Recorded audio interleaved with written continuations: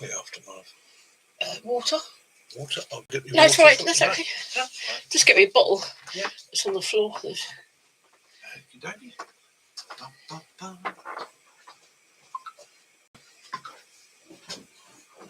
No, it's in my bedroom, darling, do. Yeah. Got a big container of water. Hello.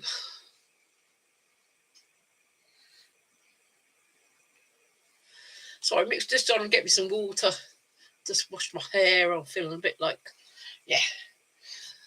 I feel like cousin it's cousin.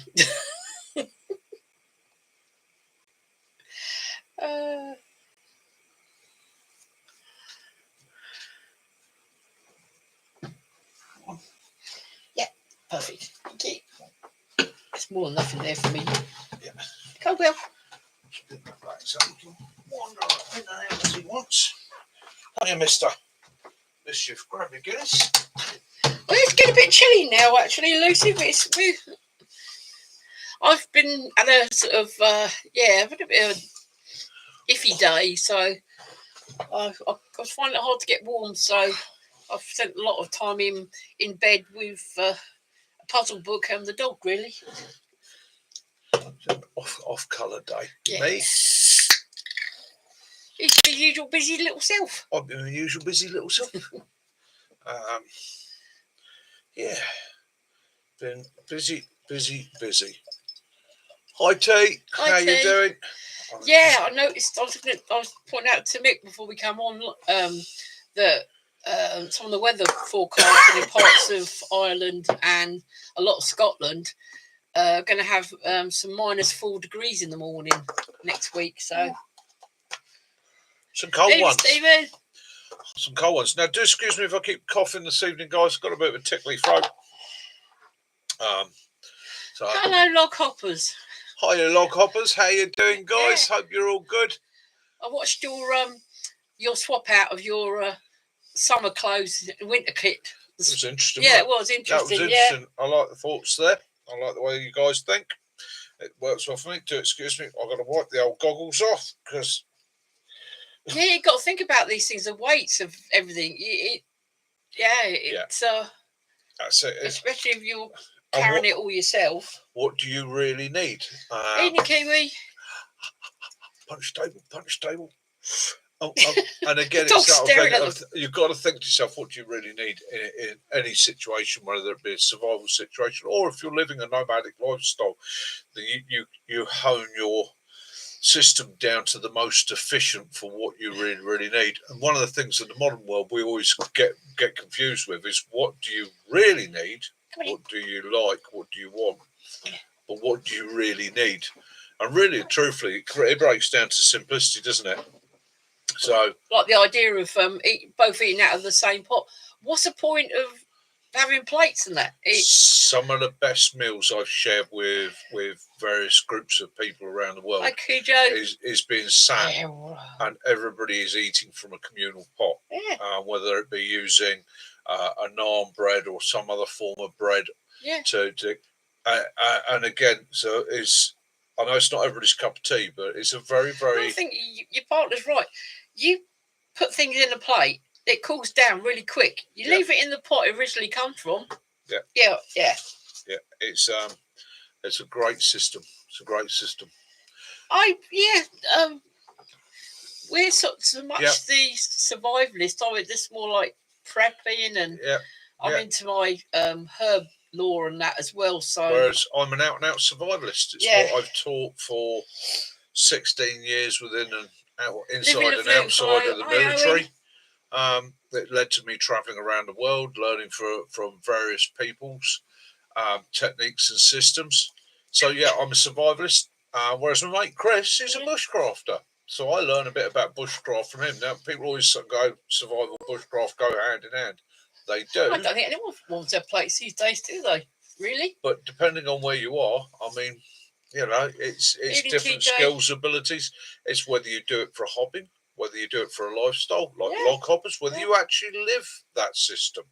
So again, if I was having to drop out of society and come into a a system of Yeah, living well, on the house. road, He's been a bit wiggly tonight. lockhoppers are the guys I want to go and speak to.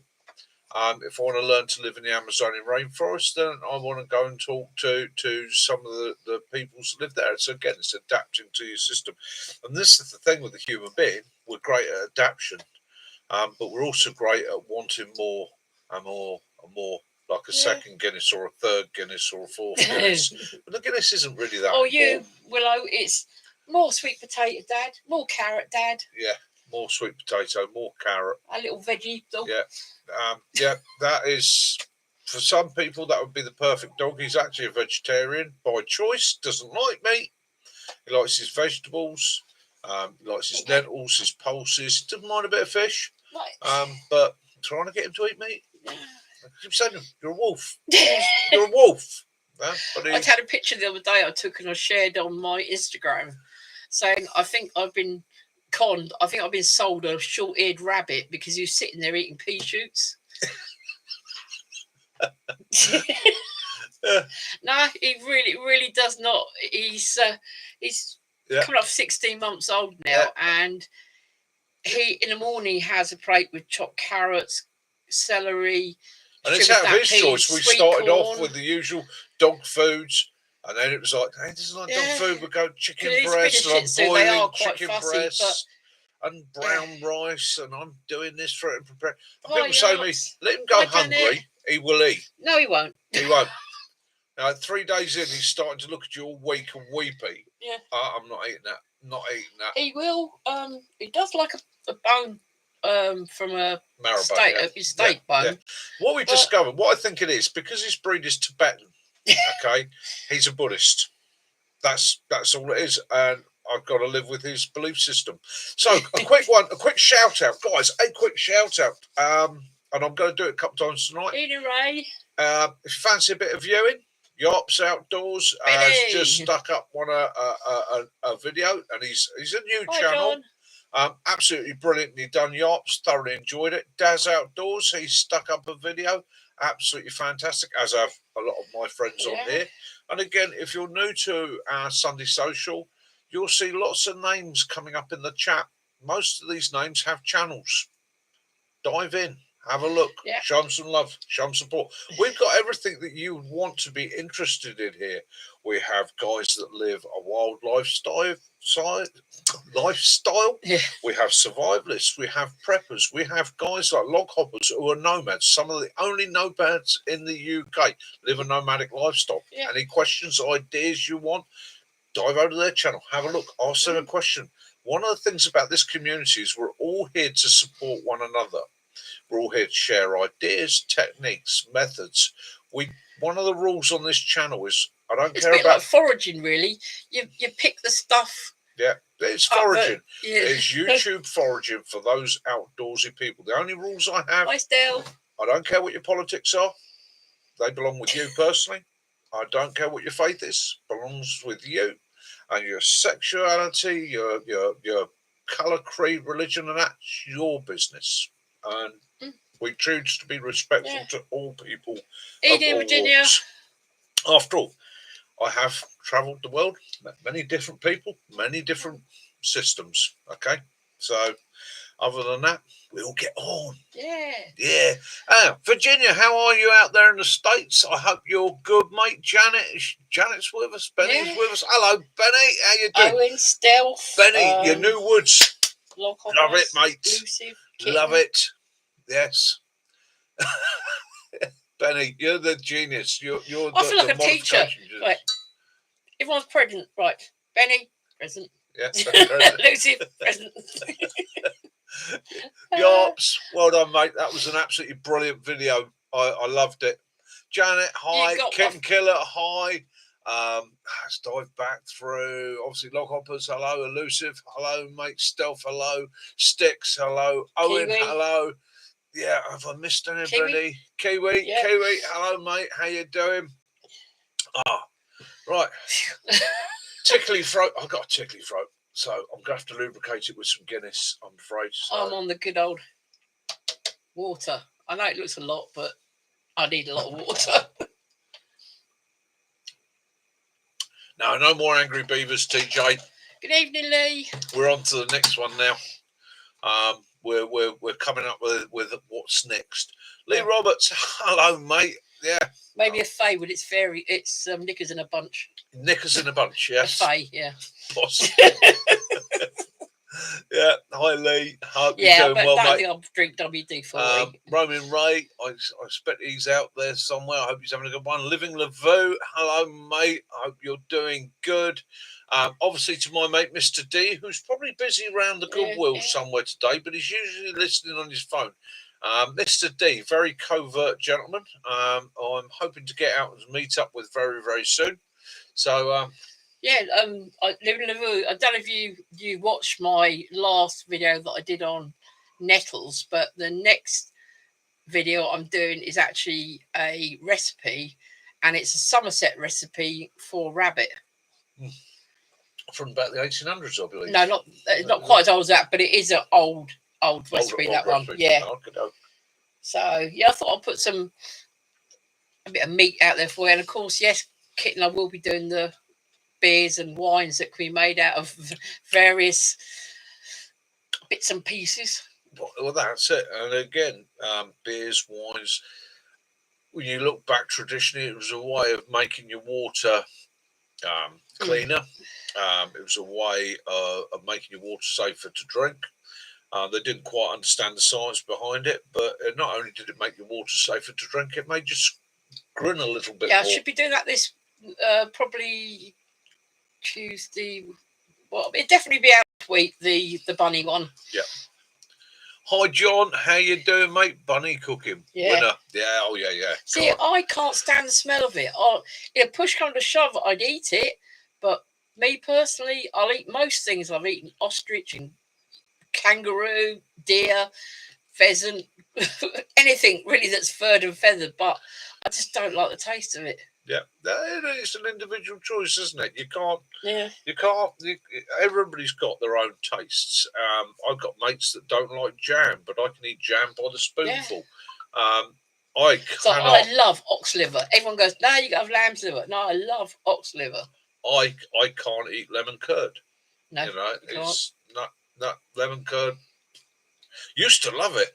Living the View's got a couple of rabbits to process. Excellent, mate.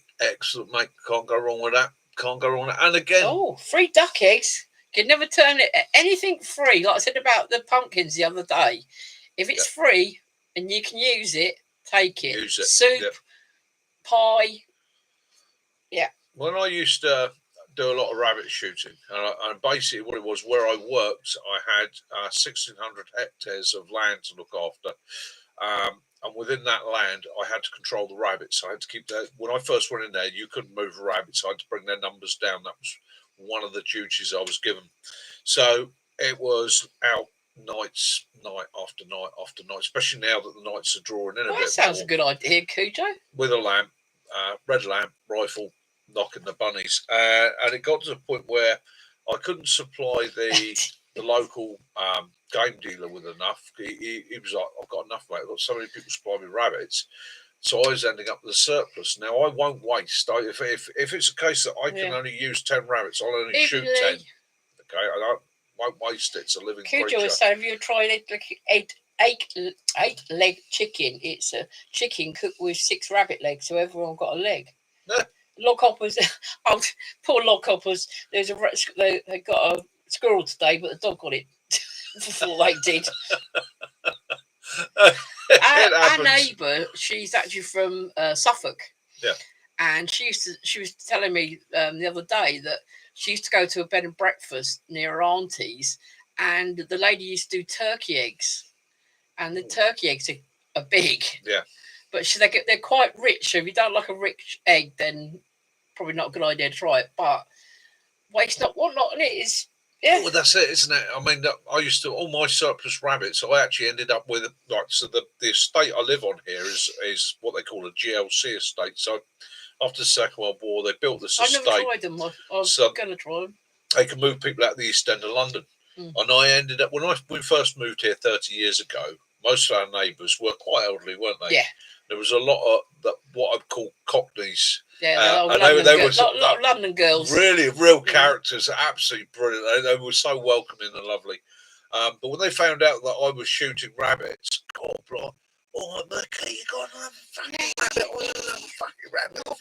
I've had a rabbit for years. Do you want me to dress it for you and bring it round cleaned and all? I said, nah, don't you worry about that. You bring him round with his jacket on, I'll sort him out.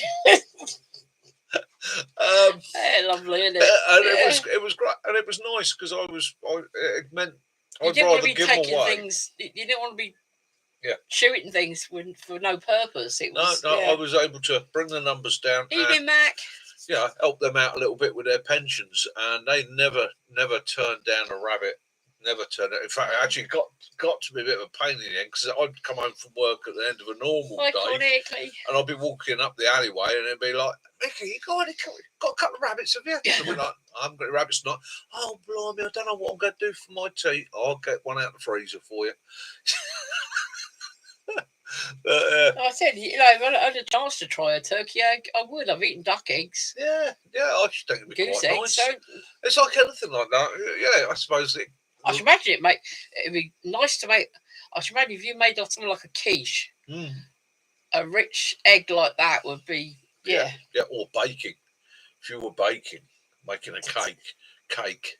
Oh, hint. If you were baking a cake, hint, yeah. Tracy, if you're out there, cake. So I've got a neighbour, got a friend that drops in now and again, and she's quite a good cake maker, isn't she? Yeah. She makes a very, very, very, very nice coffee cake. Doesn't last long with you, though, does it? No.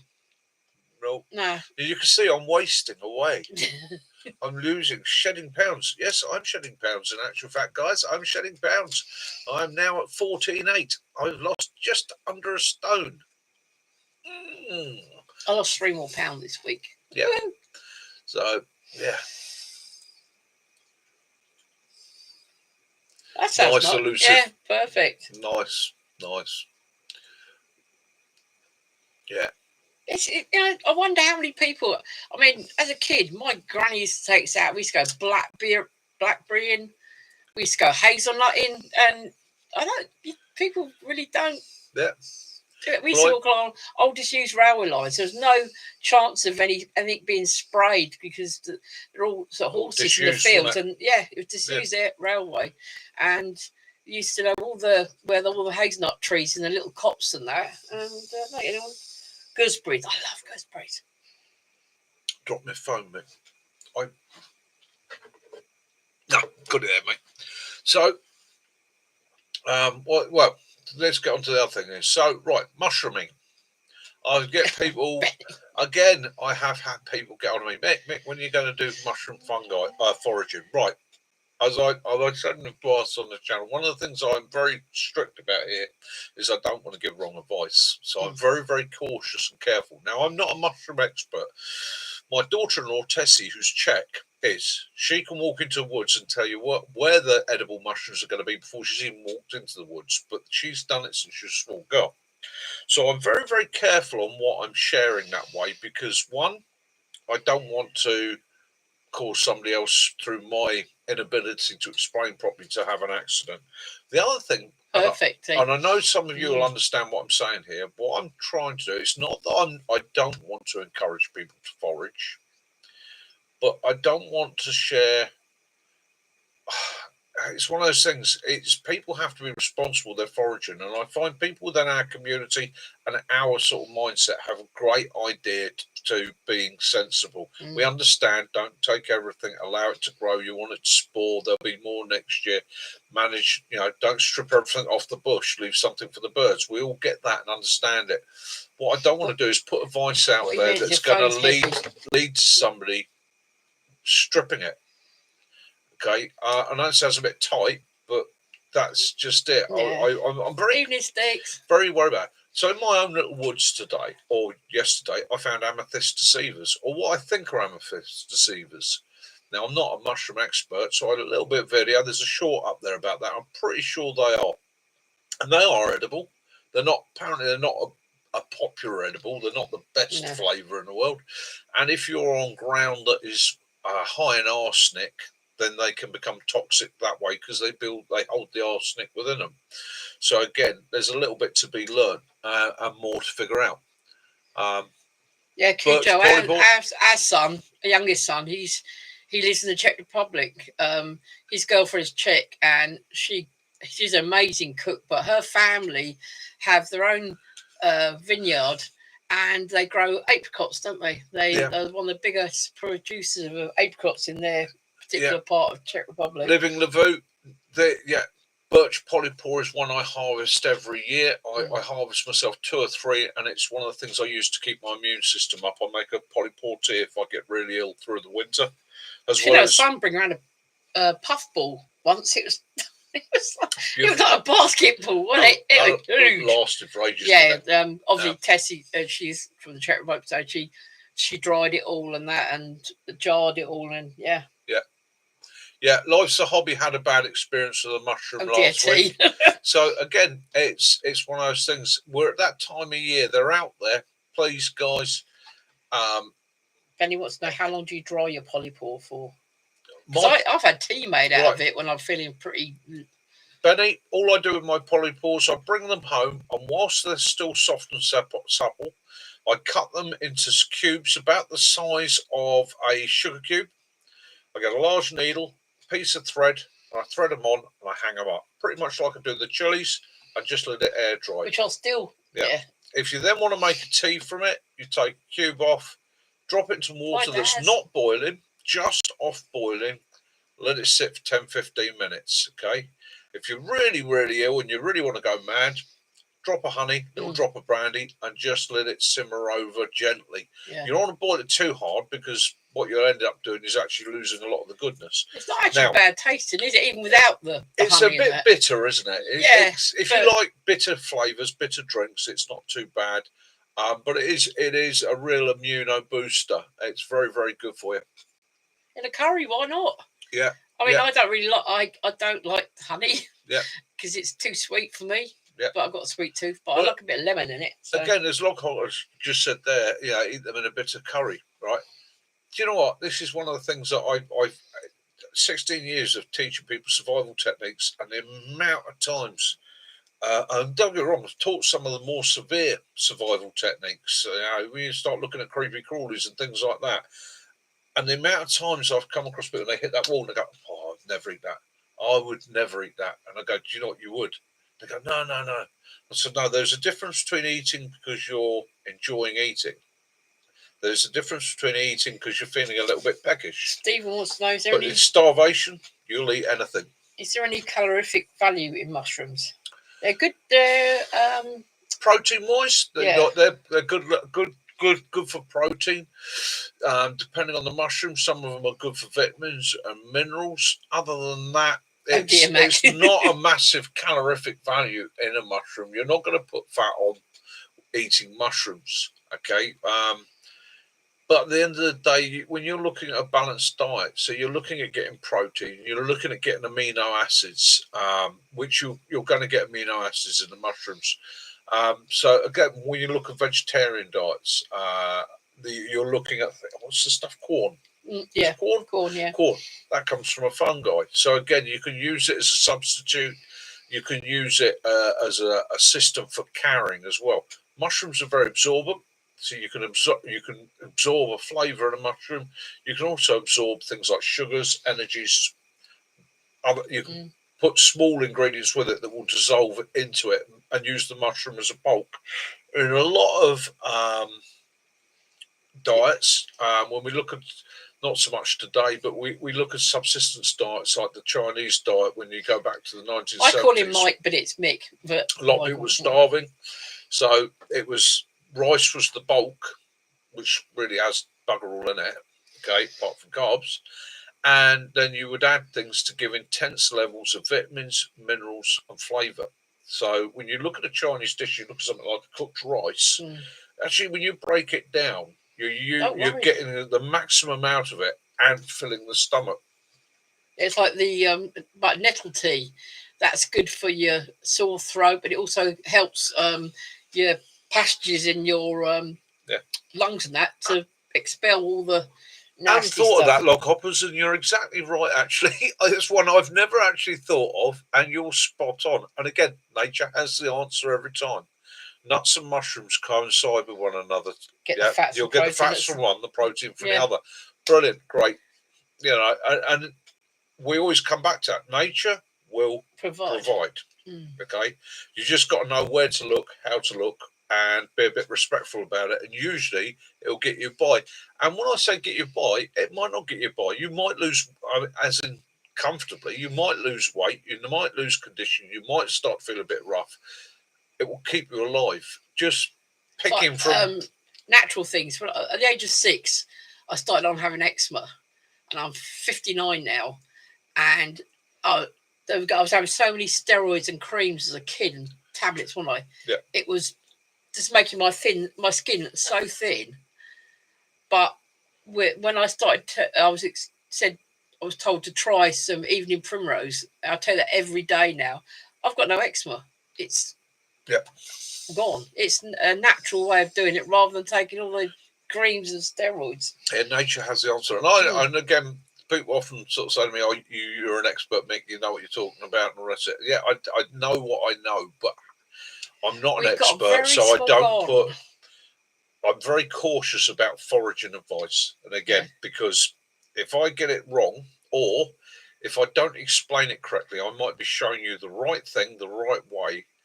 But there are tens of thousands of people might watch that video, and if one person's child or one person makes a mistake, you know, you're all outdoors guys. You all know about death cap and things like that. You all understand. That's one you don't come back from. That's the step too far. And God forbid I'd ever put somebody in that position. Unfortunately, Elusive, we've only got a small garden front and back. So the front garden, we've got wild strawberries that grow everywhere. Yeah. And we've got some of the other flowers.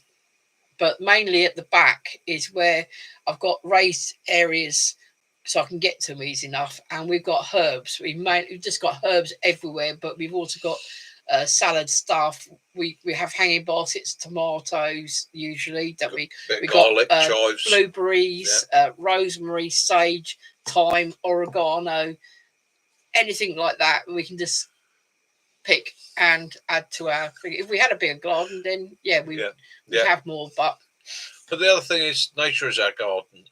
Our front garden is, from a lot of people's point of view, they'll look at it and they go, "Oh, that's pretty wild and overgrown."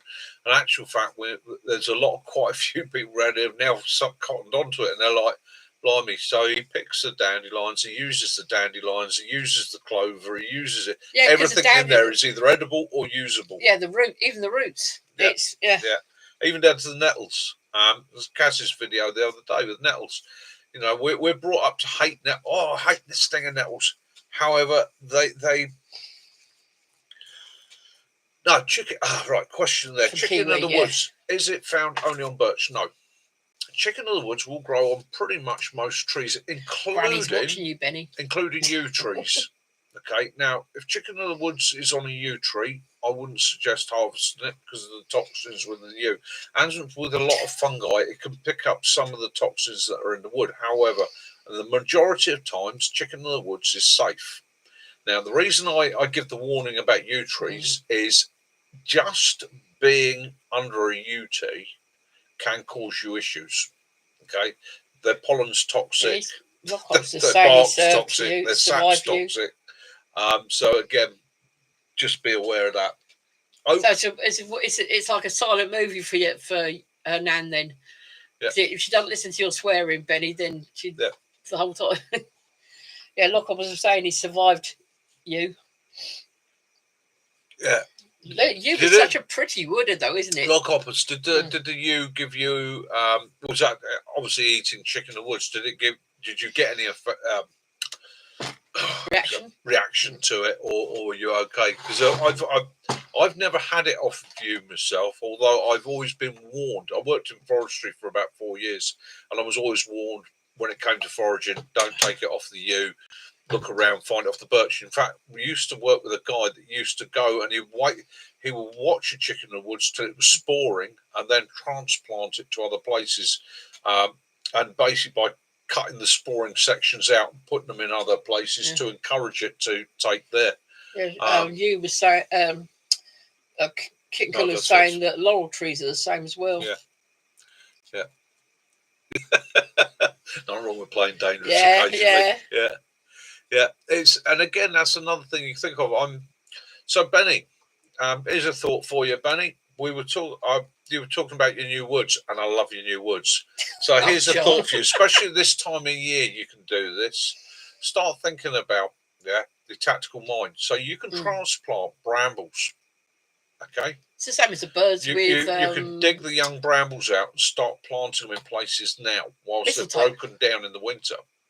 And as soon as the spring comes, they'll start, and they will start to entangle and block certain places. Now, as a boy, one of the areas where we kept cattle had a fence, but the problem with that fence, it went along a footpath.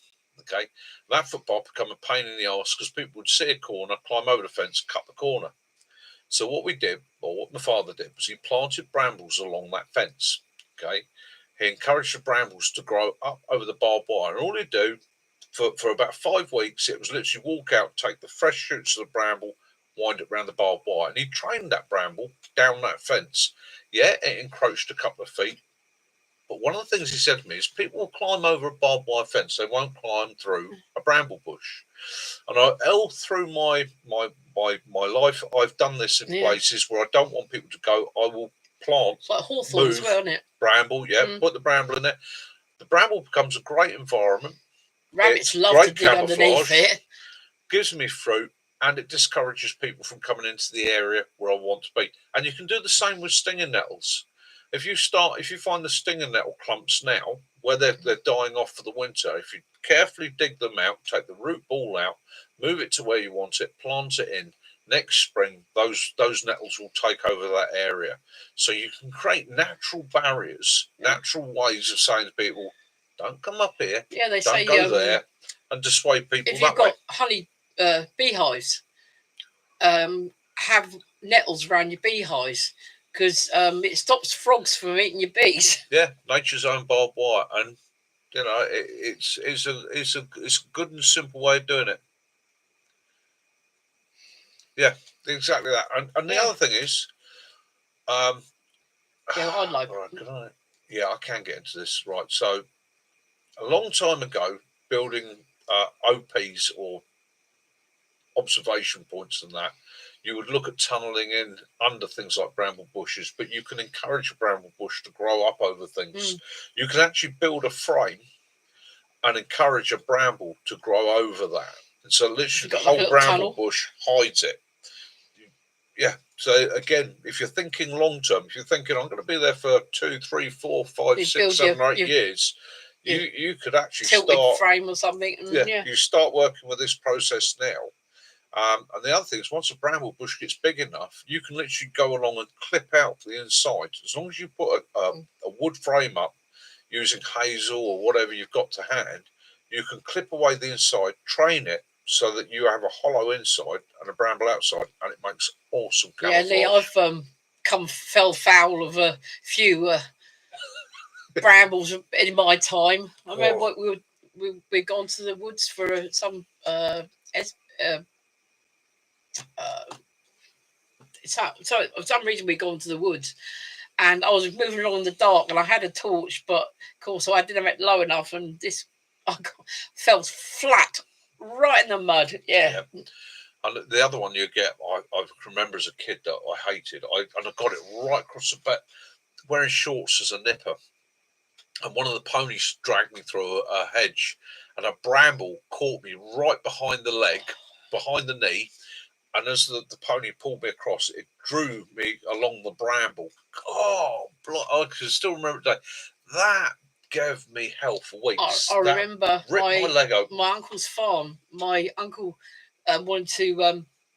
Some of his sheep were lame, so he put them on the edge of the field with this. It had between brambles and the barbed wire fence, and of course, he put a gate up each end. And my dad grabbed this ewe that was lame, but by her non-lame leg, and with the 2 all right legs and the lame leg, she managed to drag him 6 foot through this bramble bush and out the other side. He looked a mess. He looked like he looked like he'd been attacked with a flipping strimmer.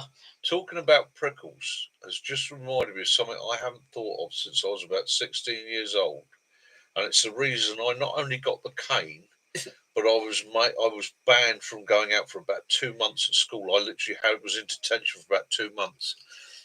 Now, do I admit to this? Yeah, I can admit to it. It was a long time ago. That was 40 odd years ago, 45, 50 years ago. So, okay, it was a school. Yeah, now, you remember at school, you used to get the big biros and you chew up a bit of paper and put it in there. Yeah. And they if you're in the pottery, yeah, it's bits of clay. And you'd pea shoot at one another. Well, I wasn't a popular kid, so I got quite upset because I'd find myself coming out of a lesson with loads of these stuck to me.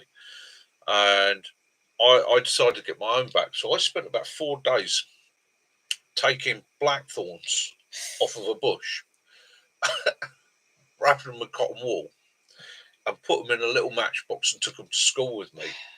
And yeah, a couple of people ended up with these in the back of their neck, back of their head, and things like that. And eventually they figured out who it was, and did I suffer for that? I won though. I won as far as I was concerned. And then it was only later in life I found out how toxic blackthorns can be. Yeah. Luckily enough, nobody died, but yeah. Yeah, it's I think it's their nature's way of protecting their fruits and things like that. Like gorse, that is. Yeah. Oh. Yeah, gorse is a all those really thick Scottish thistles as well, because some of the barbs on those are good inch or so long, aren't they? Good eating though, thistle. Yeah, I do like a thistle. Any of you that haven't tried it, thistles, one of your survival foods, it's a great go-to because pretty much every species of thistle is edible. All you got to do is peel the spiky bits off with a knife very, very carefully, and you can eat it raw, cook it. Contains a lot of moisture. Very, very nice. I found a recipe for Scottish haggis using nettles. Yeah. It's all out there. Yeah. I say so much more on that. I could have gone, but it would have right. Yeah. And of course, be careful of the spikes and the thorns because they do. There's a lot of people every year go down with sepsis. Yeah. In actual fact, Royal Marines training area down at Lympstone. I'm trying to remember the name of the common now, but I can't remember the name of the common offhand. It's covered in gorse, and they have a lot of issues down there with the young lads going down with infections and being prickled by thorns, getting sepsis and that, or nasty infections. I might do I might do a second part to that, but I just wanted to. I didn't want people to get to the board of the same thing, so obviously I got the recipe coming up and. Hitting on dandelions and in the wines and spirits. Daz, I wasn't popular at school. I don't know, Kev. I don't know, Kitten. I'll have to see, but it looked quite an interesting recipe. Yeah, for me, school life was difficult because I grew up in a rural area and I went to school in a major town, and so I used to walk to school, and I used to walk several miles to school, and I used to cut across the fields to do it. It was a case of long way, short way, straight across the fields. So I got permission to wear wellies to school. So I used to wear wellies to school, and in theory, I was supposed to get changed into shoes when I got to school. Nuts to that. I'm not carrying shoes and wellies. And then I think I was about 13, and I decided to take my ferret. It was like, teacher said, you may bring something in to show the class, and if you have parents' permission, you can bring a pet in. I think what she was meaning was like a hamster in a cage, a gerbil in a cage, things like that. I went in with 2 polecat ferrets, one in each pocket, a handful of nets and stacks. So you got this kid turning up with his ferreting coat on and 2 ferrets, the nets, the stakes, all that kit in wellies. That's where the point in school where my nickname became Compo. So any of you that lost to Summer Wines fans, you'll get that one. Yeah, Rattles, Bagborough Rabbit, That's an old Somerset recipe. I've got loads. I've even got a Galloway one, Galloway book. But I'm very interested in finding old books. And Kaz loves old recipes, don't you? Got to share them about. Oh, yeah, I know. I follow the haggis on Facebook. I've got all the little pictures of the baby haggis. There's one today. They had a haggis that they were detoxing from the amount of Scots it had been drinking. It was on like a little hospital bed with all these drips hanging out. Right. So I've been eating cheese from under the fridge. You have to forgive me. Max often offered to take me up and show me where the best nesting spots for haggai are. And of course, clouty dumpling. That's got to be done again. That was nice. Regional. Okay, so that's a little bit. We're getting into the autumn, so we're getting into comfort stuff. We're getting into food and things like that. And I apologise if it's hungry. Something we like to.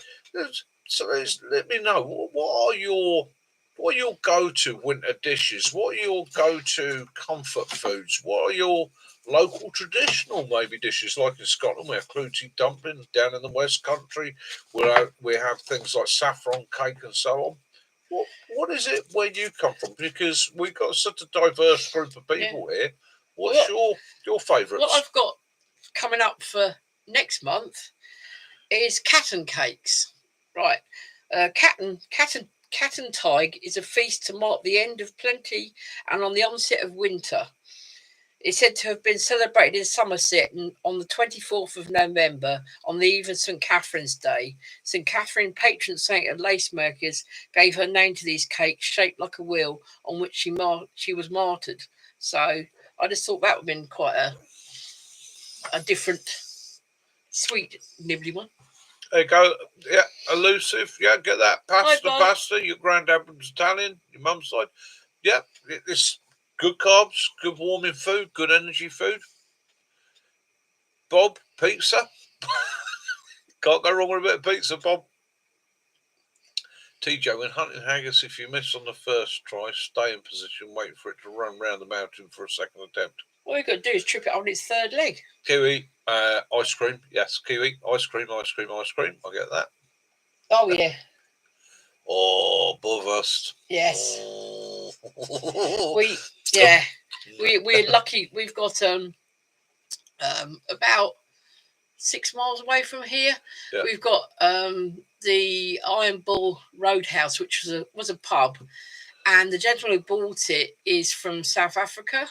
Yeah. And he does all the traditional South African meats and sausages and that. Oh yeah. Yeah. We're really very lucky nice. There. Yeah. Toasted we used to go there with our bike with red sauce on the motorbikes, and yeah. That sounds toasted ravioli. Ooh. Never tried it. That does sound interesting, John. But yeah, you definitely can't bake a stew or so. It's sort of really hearty food. Stews. Like yeah. Toad in the hole, and yeah. People always get confused. They don't like it. Go, so what we got to do? You got to do a survival meal in the woods. Yeah, doing stew. Gyros. What's that then, Mac?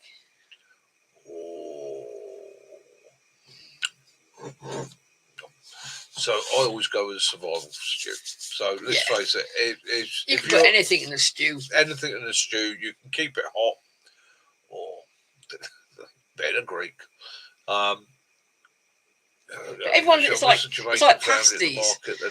Every country's got like a different version of like a pasty. That's because the Cornishmen went all over the world. Yeah, exactly. But carried it with them. So yeah. So it's goat curry. I like a goat curry. Yeah. Or curried goat. Yep. Invented at a restaurant that I attended bar at. It's quite often the Amazon food. It's got me intrigued now. Toasted ravioli. That's got me intrigued. It has got me intrigued. Elusive, the chat will go silent as everybody goes to get food. No problem there. I used to make. I haven't made it for a while. I used to do a lamb tagine. Yeah. And the recipe I got that for that I actually got from watching someone who went out with the French Foreign Legion, and one of them had made this lamb tagine, and I watched it and thought, that sounds great. So I started making it, and we quite often used to have lamb tagine. And again, it is that time of year, isn't it? It's funny how in the summer we don't not to worry about it so much. We'll eat whatever's in front of us because our bodies aren't in storage mode. But as soon as we come into the winter, it goes in storage mode. As soon as the temperature starts to come down, your body's going, pile it on, and that goes back to the ancients. I know you like your mince and tatties, Mac. That goes back to a natural system. That is your body reminding itself it is still an animal.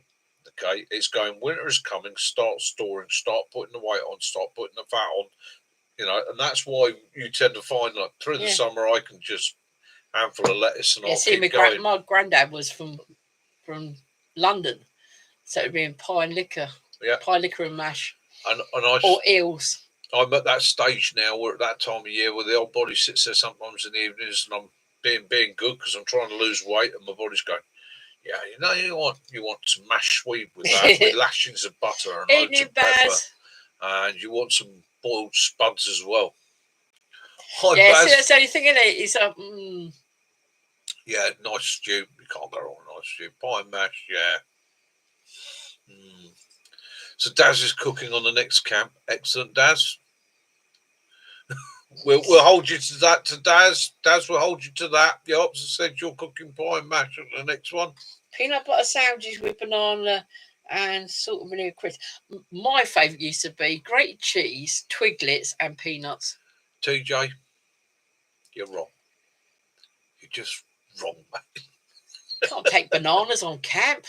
They go black. Yeah. Pumpkin soup, yeah. They're certainly good. Well, I don't know, because they were saying that the amount of water we've had, the harvest is quite bad this year, so there might not be any free pumpkins this year. Amigo Dawn, hiya, mate. How you doing? Hope you're good.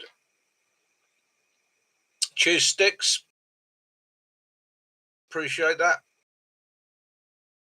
Yops is 10. Yeah. I did like it. It reminded me, when you looked inside your tent, Yops, when you used to go in the old the galleons, you used to see the captain's bed.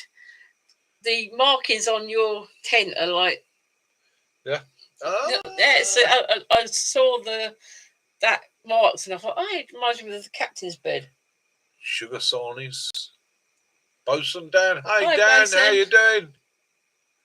No, that's all right, mate. Understand completely, not a problem. Hope you're doing good. Hope you're keeping well. Benny, don't make me come up there. You know I know where you live.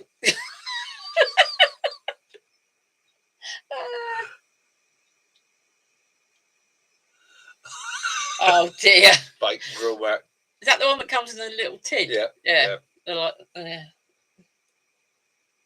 It's not the same as it used to be, though. I think they've changed the recipe. It's not, bacon grill is just not what it used to be. No, it's like a lot of things don't taste like they used to. No, it's like wagon wheels. They're no way they're never like they were. Health and safety and all the rest of it. Political correctness has got into it. You're no longer allowed a sausage that's a sausage. And, it's.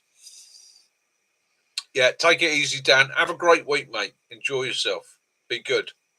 I doubt they'd let me granny's Milton's britches, which would be when you make a homemade custard or a homemade rice pudding, the skin you get on top of it when you cook it in the oven, that was the best. That to me is the best bit. And we used to fight as kids for the Milton's britches, which was the top bit. Ken, I get what you're saying, and so you said that, and I'm going to try that this week. Hi, El Croc. So that's the new stove, as you can see there. That's the chimney down. So, I get what you're saying. El Croc wants to know, he's found a yarpon tree. Or there's that, and I think that's going to work. I think having the chimney behind it, especially if I had a damper on it, and then having the Kelly kettle above there, that's going to draw through there as well. So I am going to experiment this week. Yeah. There will, hopefully this week, if not next week, but there will be an experiment done combining the Kelly kettle with the stove. Earl Croc wants to know. He's found a Yarpon tree, which is an American type of holly that makes good caffeine tea. He's pondering whether it would be worth planting it over here, but would it prosper with our holly? You might have to put it in its own big pot. Right. So again, it's one of those things. Be careful, Croc. It's the first thing you want to do is find out if it's on the invasive species list. Evening, Gary. The next thing you need to know or work out is whether it would become a problem if it got away over here. You've only got to look back at things like Himalayan balsam and some of the other plants that have been introduced over the years that go a bit potty. But other than that, I mean, if you had it in your garden, if you treated it, as Cams said, by putting it into a large planter and containing it, you could be okay there. You might even be on a winner. Dad suggests you need to cook up a recipe for your new stove, or perhaps you'll try out that we'll have a go at that that bunny recipe or something like that. Yeah, do something like that. Do something simple. Evening, Gary. How you doing? Brilliant. So we've got El Croc. I know you said hello to them. Bushy Baz. Yeah. And what's the other one? Ren. You got to experiment with your kit. You got to play with it. I mean, so you got my brain going now. So it's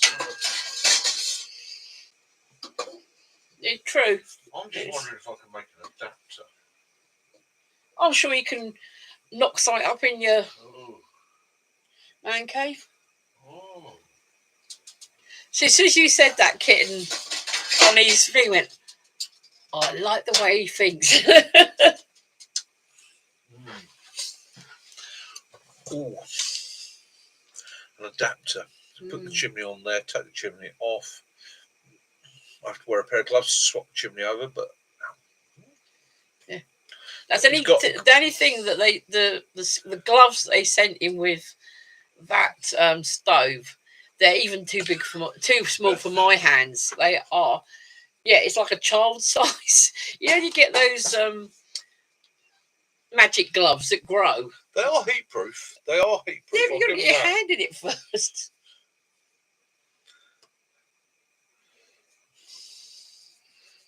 They are heat proof. They're just a bit on the small side, but I can't really complain. I didn't buy it for the gloves. No. Excuse me. But it was. It's quite a nice little stove, that Mac, isn't it? He's really surprised when Stefan delivered the box. It's really heavy, and high observation post. Yeah, it's ideal because like Mick said, the big one is great, but it's really heavy. You want to carry it any distance, then obviously that is the better option. Yeah, 6 kilograms up in weight, that one, and it's not too bulky to carry. I mean, and if you're going up on a hike up a mountain, you don't want to be carrying 6 kilograms. But quite often when I'm up the woods, if I'm up there for a couple of days, especially in the summer, where I don't really want to be lighting up the big old fire pit and keeping an eye on that, but I might want to make a brew. I might want to cook my breakfast or something like that. Having that just gives me that nice contained option where I'm not going to be constantly looking at the fire pit all night going, is that all right? It's not spreading. Put a good spark. It doesn't come with a spark arrestor, but you put a spark arrestor on there. You can buy them online cheap enough. I think I found one I found the collecting things for about £6. I mean, it depends. You look around and they're the same item, but in different prices. I mean, to be honest with you, it will drop. It will drop inside a good sized rucksack easily. So if you were doing a light camp, you could chuck that into a rucksack. Bushy Baz said he loved your review. It's on his get list. Yeah. Another thing for me, it's also when I'm training people. in the winter, sometimes I go out the woods and I'm running through training. It's nice to have that sat next to me on that bench. I see that's what I thought he meant. Sticks was saying, would the kettle work over the hole at the front instead of the pipe? That's what I'm going to try. Yeah. That's my next project there, Sticks. I think it will work over the hole in the front. I think what the knack may be there to turn we got it to put a damper on it. Well, this doesn't come with a damper. And basically, a damper sits in the chimney and it controls how fast the fumes escape. But I'm going to have a play there. Right, Lucy wants to know, what stuff do you carry to start a fit, i.e. gel, etc.? Elusive, I don't normally carry anything like that. I demonstrate things like dragon gels and stuff like that. For me, if it's real severe conditions, I'm going with cotton wool balls and Vaseline as a fire starter.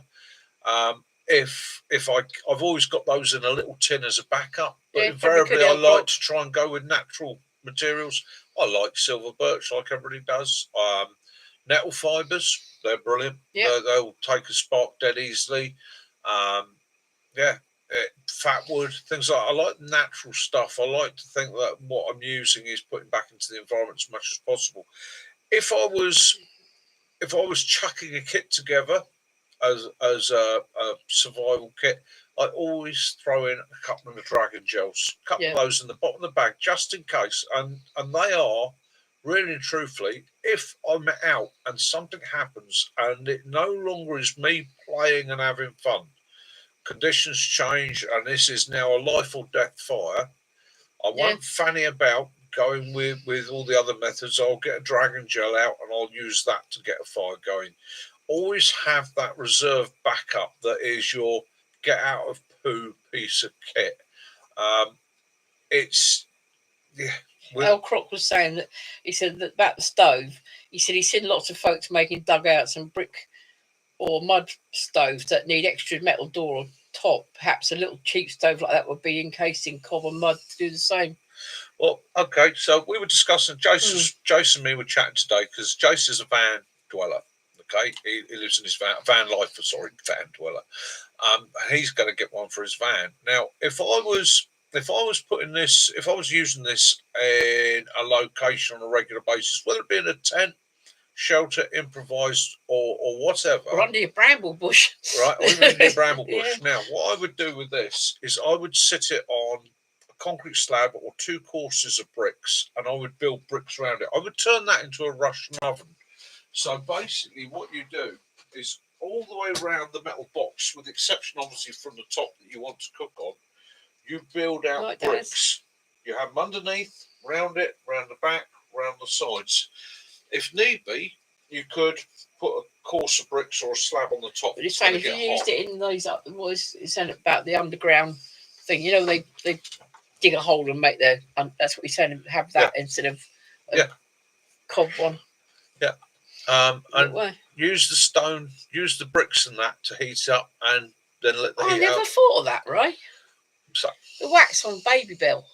Yeah, that'll do. You should just roll it up in a ball and throw it in the bin.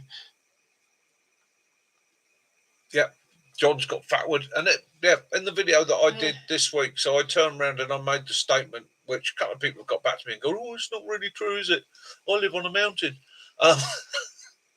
Pine or birch. You're going to find either a pine or a birch around you, depending on your environment. It's going to quite often be one or the other. In the red wax elusive.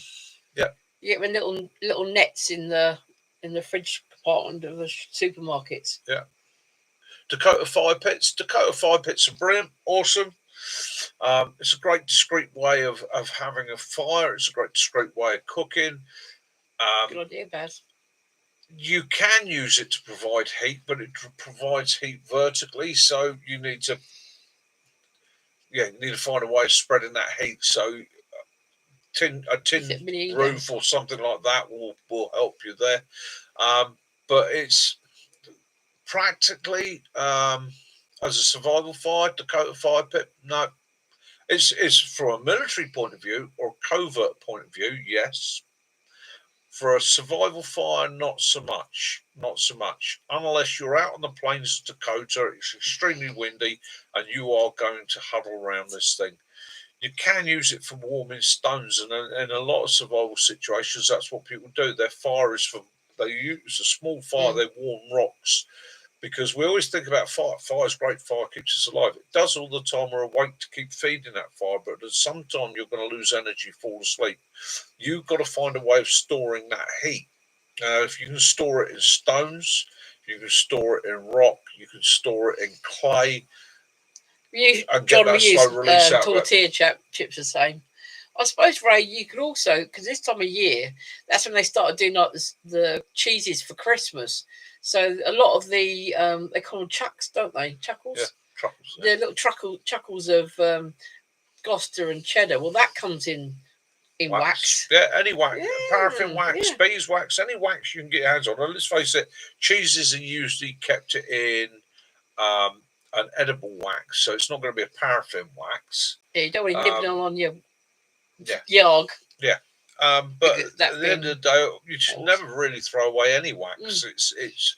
I mean, I've got a cardboard box, probably that over there, and that is candle stubs and bits and pieces. There's some crayons in there, all sorts of wax. Because at the end of the day, I do like to make my own candles. That's a good idea, Cujo. He uses lumps of Edam wax to stop fishing reel unraveling on the spool. Never thought that. See, all these ideas and things flying about. It's I think, never thought of that.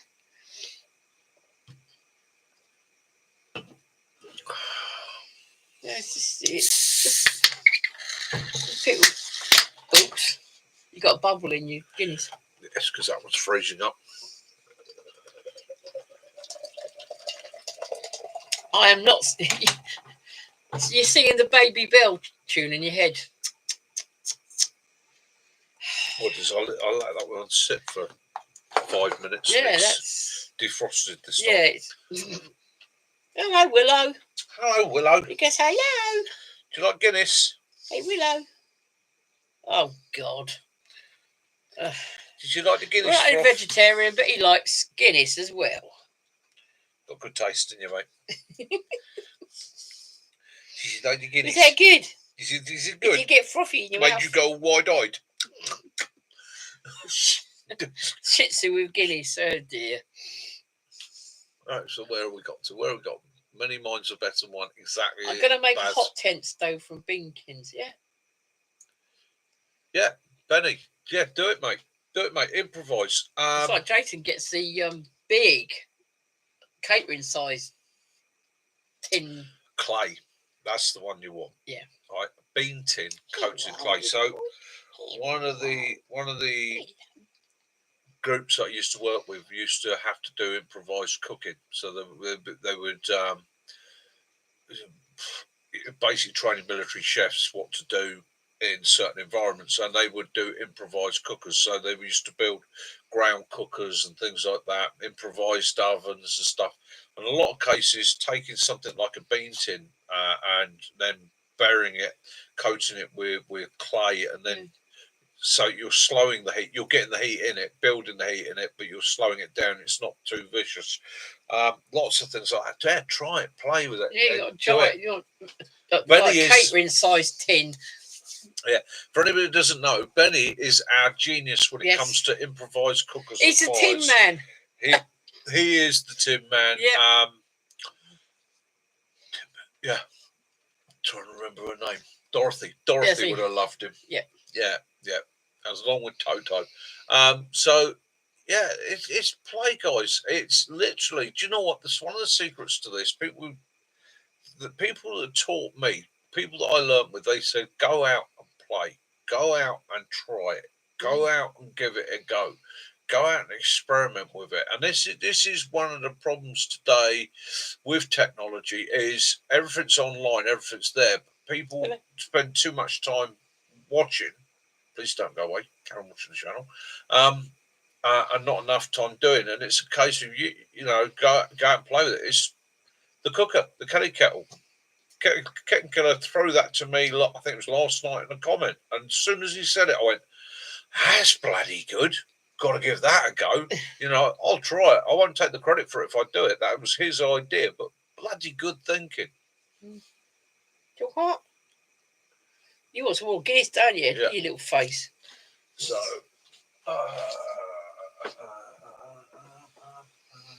hello, little boy. Right.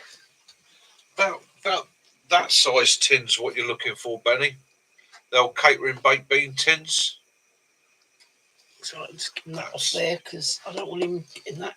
That's one I'm doing for a survival tin at a later date. But I do have.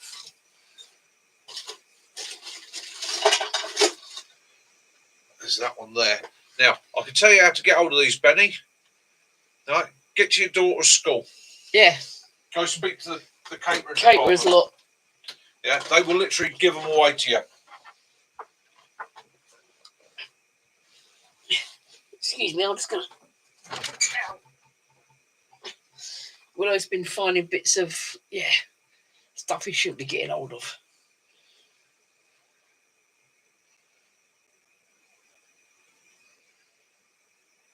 Yeah, baby milk tins. Or I'm not trying to think what else comes in those. Like the quite often the big things of Marvel come in those big tins, don't they? Yeah. So that's two different sizes there. You can see it, two different sizes. Yeah, so you could get a chicken in that. Yeah. Now, the other point, if you haven't got a school you can go to, try your local calf. You know, these catering beans and all the rest of it, they come in big old tins. Yeah, especially they do cook breakfast and like tin tomatoes. They take up space in their bins. They have to pay to get their bins emptied. So at the end of the day, if some happy person turns up and goes, tell you what, I couldn't scrounge a couple of your catering sized tins, could I? Especially if you just had a breakfast there. You know, turn around and the missus go, I've got to go and have a full English breakfast at the calf, or else I can't really scrounge a tin of beans. Yeah. And afterwards you recycle them. Da-da. There we go. So there we go. Yeah. So the smaller one is an A10, the larger one is a KC3. There you go. Right. KC3, A10. Right, let's remember that. Yeah, John, learn something every day. Definitely.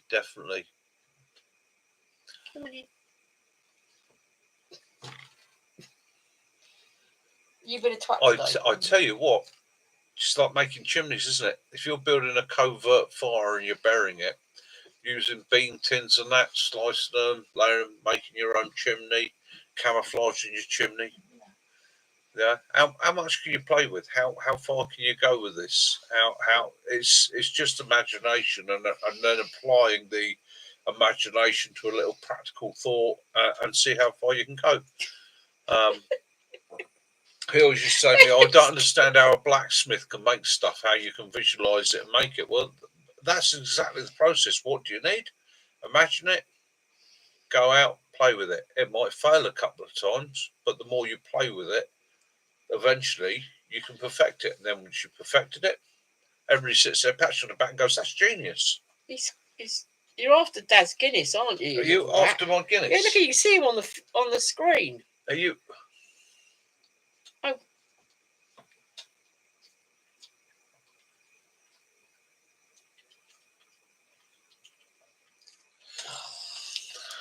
I mean, lift him up. Then I can't have anything. I cannot have anything. He's sitting in there. Brandy. He's got a Guinness beard on. Put my glass of brandy down, the dog drinks it. Put my Guinness down now, the dog wants it. Trying to get him to eat meat, not interested. I get myself a real nice top-end steak, treat myself once a month, get my steak. The only time the dog wants any meat is when I've got my steak. He wants a steak bone. He wants a steak bone. A little bit of the steak. Yeah.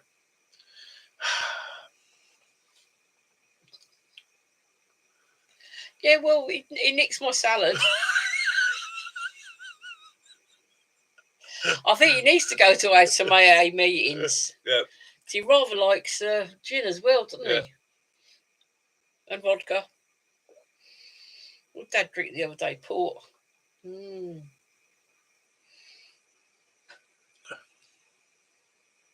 Oh.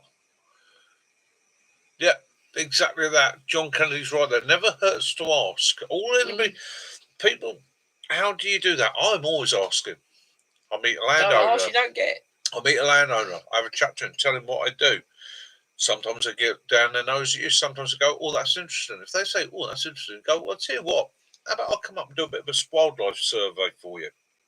I'll come up, spend a couple of nights in your woods, do a wildlife survey. Doesn't cost you anything. In return, I get to do a video, and I won't tell anybody where the woods is. And maybe we can move a bit further from there. And I go up. I spend a night or two up there camping in his woods, do an honest wildlife survey. Okay, go back to him, tell him what he's got, what he hasn't got. He goes up, has a look, sees there's no mess, no rubbish. The next thing you know, click, you bought a bond. Then you take it the next step further. Or, as a very good friend of mine, Martin, had, he was looking for a new shooting permission. And somebody turned around to him. You heard a conversation in a pub where somebody went, I'm being poached left, right, and centre. And Martin just walked over and said to the guy, I can sort your poaching problem out for you. I'll set up in your woods. I will figure out who your poachers are. I will get details of registration numbers and all the rest of it for you. I'll deter them. In return, all I want is permission to take a few rabbits. I'm not interested in your deer, your birds, or anything like that. Just a few rabbits. And the guy turned around to him, ummed and ahed at first, and Martin went, what have you got to lose? Martin's been looking after that woods now for 15, 20 years. Right, or that estate for 15, 20 years, and has gained more from it, where people have gone, yeah, he's a good lad, he is. He's a guy you want to sort that out. So, again, don't be frightened. The worst thing anybody can ever say to you if you ask is, nah. You know, a no doesn't hurt. The only thing I will say is once you're told no, take it as no. Let them have it ticking around in their mind, and they might say, go, we've had that a couple of times, haven't I? Maybe it's worth having a go, you know. Yeah. In the days when I was doing a lot of shooting and vermin control, the amount of people that would initially say no, and then sort of 3 or 4 weeks later, because they'd gone home and said to their wife, I met some bloke today, said he could sort out the rabbits. And then 3 or 4 weeks later, she's like, God's sake, phone that bloke up, get him up here to sort these rabbits out. So again, you be friendly, be polite, put a good case forward. If they say no, fine, no problem, shake their hand, walk away. You know, don't be too pushy about it. You'll be surprised what comes of that. You know, yeah, exactly that. Yeah, and if you're caught somewhere you shouldn't be, don't try and bluff it out. Don't try and shout it out.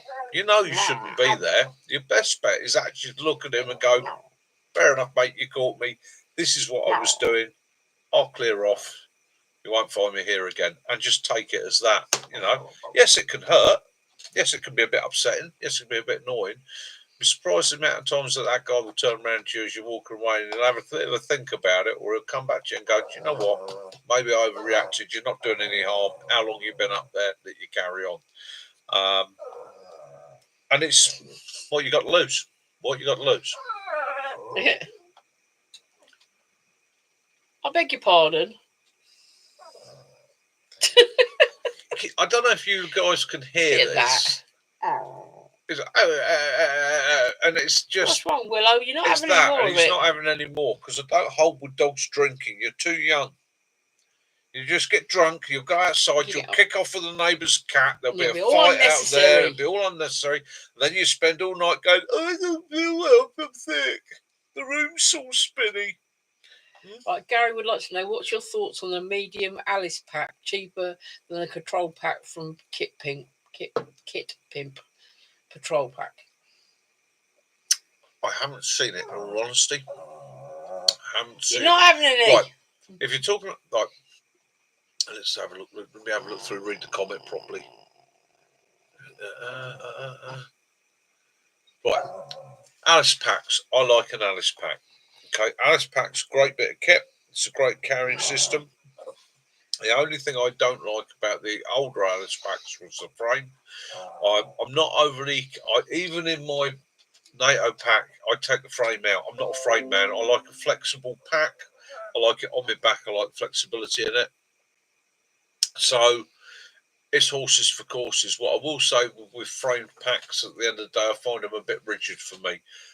But it's cost, isn't it? It's the patrol pack from Kit Pimp is a gorgeous bit of kit. It's a gorgeous, stunning bit of kit. It is not cheap bit of kit.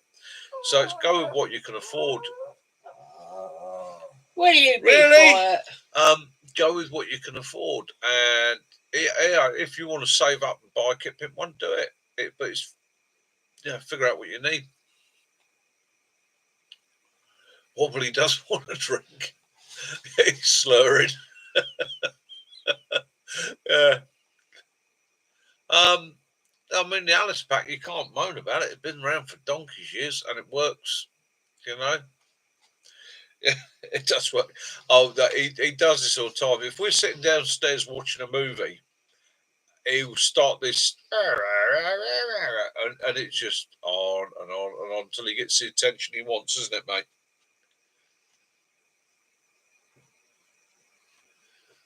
Yeah.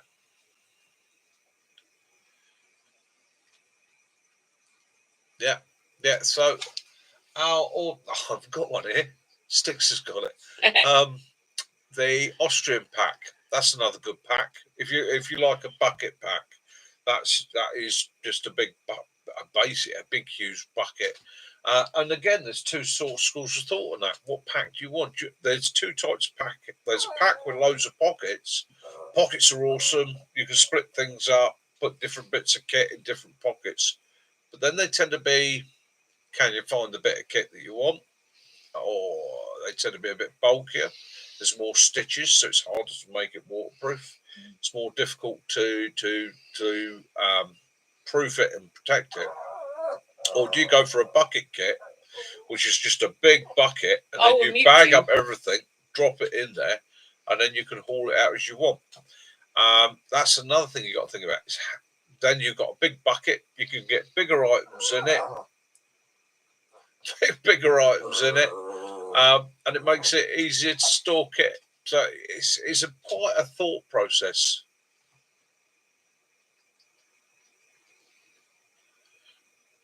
Oh, look, we got all the... He's definitely on one tonight.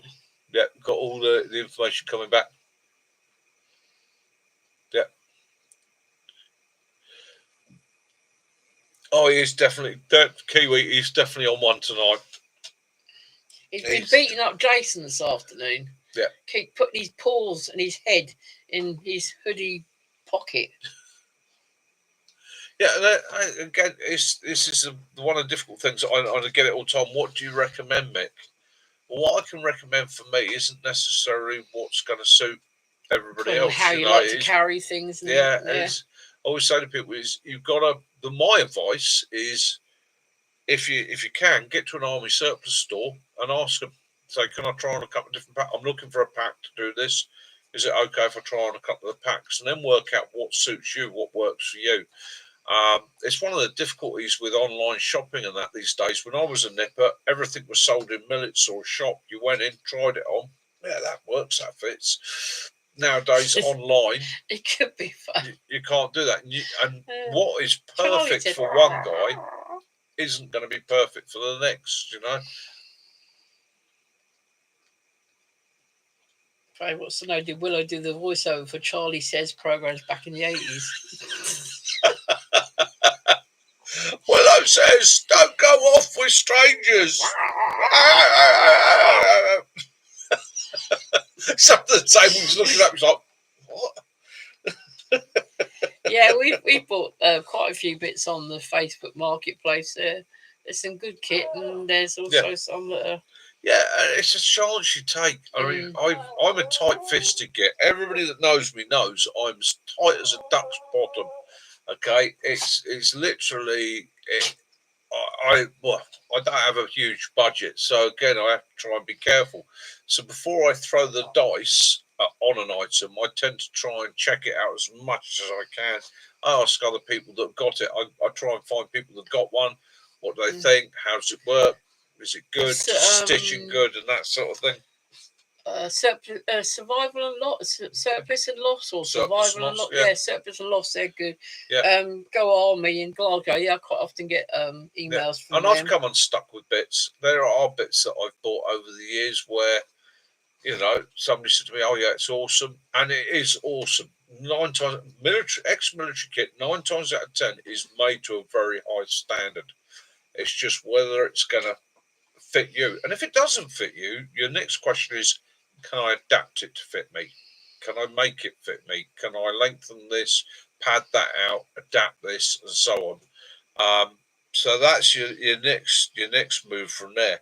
And I keep getting people say, "Oh, you're military kit biased." Yes, I am, purely and simply because I cannot afford to buy the same quality of kit as a civilian as I can get as military surplus, and that's the difference. When I buy my kit, when I buy a rucksack, I want 5 years out of that rucksack. If it's a Bergen, I want 5 years out of it minimum. You know, so Max says the Welsh Special Forces one is a fleece lining. Yeah, but you have to go up on the hills and catch your own Mac. That's their part of their training program. Yes. No Welsh Special Forces gets to have a pack unless he catches it. Some of that's where you have to get the grade 1. Is it grade 1 or grade A grade or yeah. Because you're lucky sometimes. Those are brand spanking new. And we'll say Yorkshire Outdoors and Survival, brilliant video on the DPM top. Absolutely fantastic, mate. I do like a British military issue top. They're absolutely awesome. Personally, for me, I know you love your DPM. No problem with that, mate. It's taste for taste.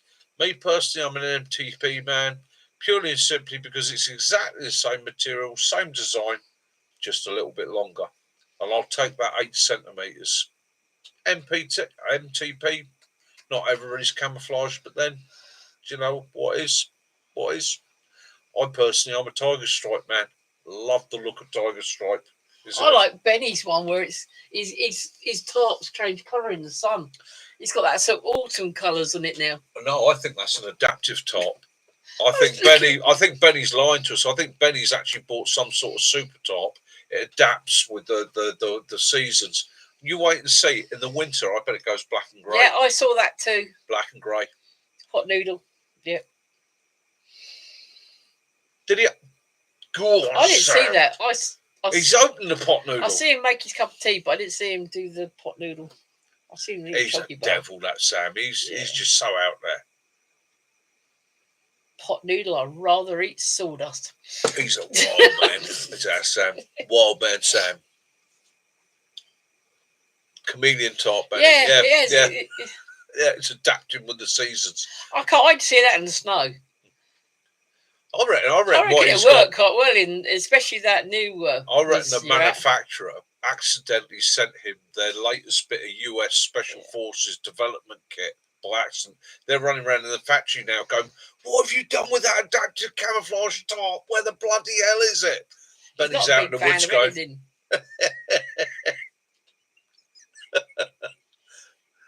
Yeah, that's it. It's nice having your kit, but like I say, when you've jumping it a long way and Matt, the DD range is DD range. DD I like. Snug Pack I like. One Tigris I like.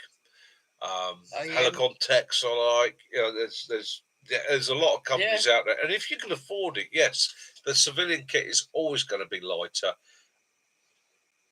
If you can afford it, and that's the difficulty. So my biggest and most heavy duty bag is a 120 litre longback Bergen.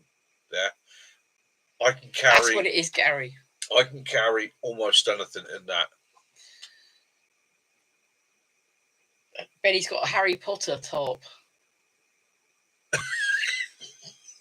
Do you put it over? Does it turn into make you invisible? Like will make him invisible. Yeah. He's Benny is Mr. Invisible. Yeah. Stealth Benny. Yeah, Stealth Benny. Benny Stealth.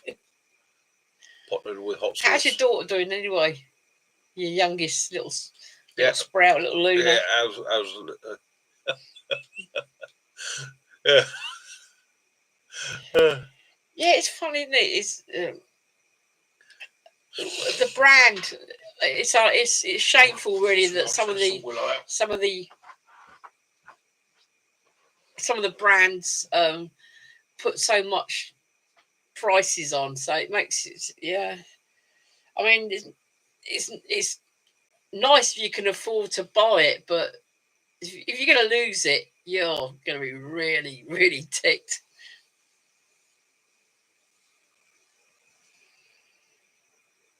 I've not Highlander. Oh, I've not heard that one, Mac. Highlander military do some good quality kit for a budget price.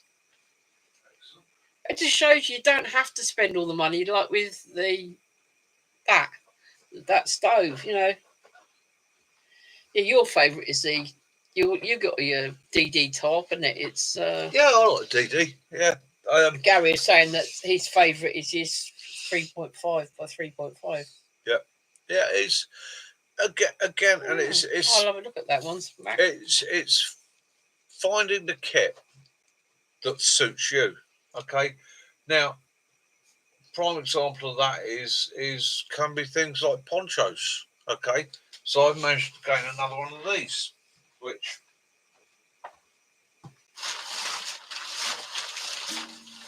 Oh, Stels, you got one as well. Yeah. So those guys that were in the British military, Night Yachts, 30, 40 years ago. Thanks for sharing your video today.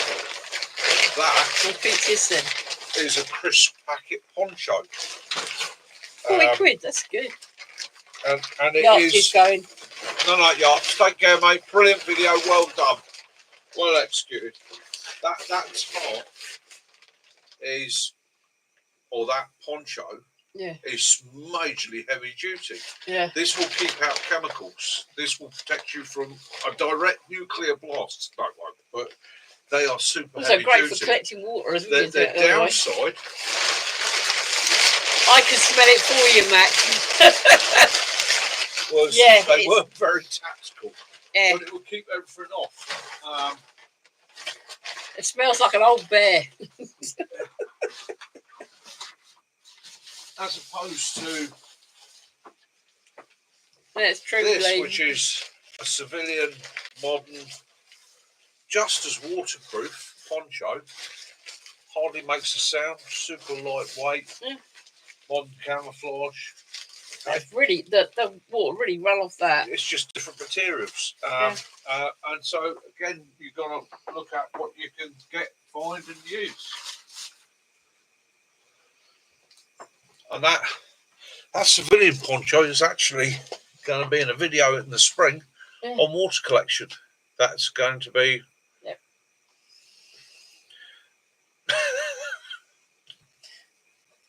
Yeah, that's what it is. You need to get some of the old. You got to put some dog shampoo in the shower and hopefully. Yeah. It's an old poncho. But I tell you, it does the job. If I was up on a hillside, I'd be damn grateful of that if the conditions were against me. So if you can get down low and you've got the tarp over you, it's... Yeah. Yeah. Living in a village, Mrs. is knitting living gloves to fit inside. Yeah. But absolutely perfect. Perfect. That's what it's all about. It's like UK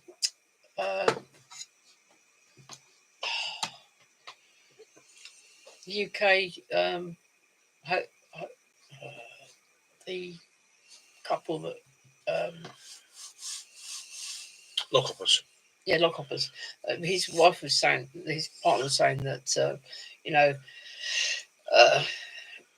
50% wool is. Yeah. If you can't get 100% wool, but wool is so much. Get what you can. And I've got the US style poncho, and I've got a UK poncho, or Belgian poncho. I like the US poncho. I've got Absolutely superb. I've got a British I like Army the one that I Belgian use for poncho. my Yep. off-roady scooter, which sits underneath the main seat. It's and again, so it's like you shop around, you find that, and it's one of the things is filled. Let people know what you do as well. You'd be surprised once people start knowing what you're doing. The amount of people that have turned around to me in the last 3 or 4 years and gone, do you know what? I've got a thing in my shed, or I've got something in the loft from such and such. Would you be interested? All right. Sometimes it's had it. And I have had somebody who turned around to me and said, I've got some rations. Do you want them? And I went, yeah, go on, I'll take them. Drop round my place and pick them up. And I went round and got them out the garage, got home to find out they were 25 years out of date. Oh, you found one? Max will be coming, and Jason, hasn't he? Yeah. Mitch has got one. Yeah. Oh, the old rubbery ponchos. Oh, rubbery. Yeah. Yeah. Yeah. I tell you, do like. I love a poncho. I know it's not everybody's cup of tea, and people say to me, I'm always hitting this. Oh yeah, they flap around in the wind and rain. That, but do you know what? I love them for their versatility. Yeah. A raincoat is a raincoat, and yes, a raincoat is the best thing to keep water off you. But a poncho can be a shelter. You can hide a body in it. You can carry stuff in it. You can collect water with it. You can build a shelter. It can be a waterproof jacket. It's the versatility of that. I've walked around when I was walking. Walking around the War and Peace show in the pouring rain. I was happy as hell because I wasn't getting wet. Yeah, it's the versatility of the kit and equipment. You know, it's what do you want from it? What do you want it to do? If I'm hiking, especially if I'm covering distance, I'll take a poncho over a set of waterproofs. I might take a pair of waterproof leggings. Yeah. Okay. I might take a set of waterproof leggings, but a good poncho, that'll get you by. I like its adaptability.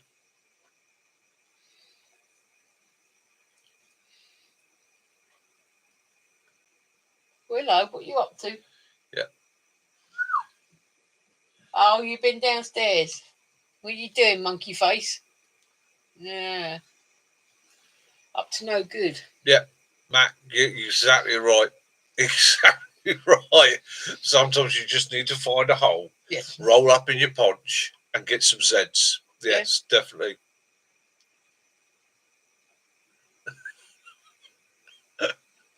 I mean, Lee Michelle, you're a naughty, naughty man. Yeah. Yes, we all wear these fashion things, but it's no good point if you're frozen and wet to the flipping skin, is it? Yeah.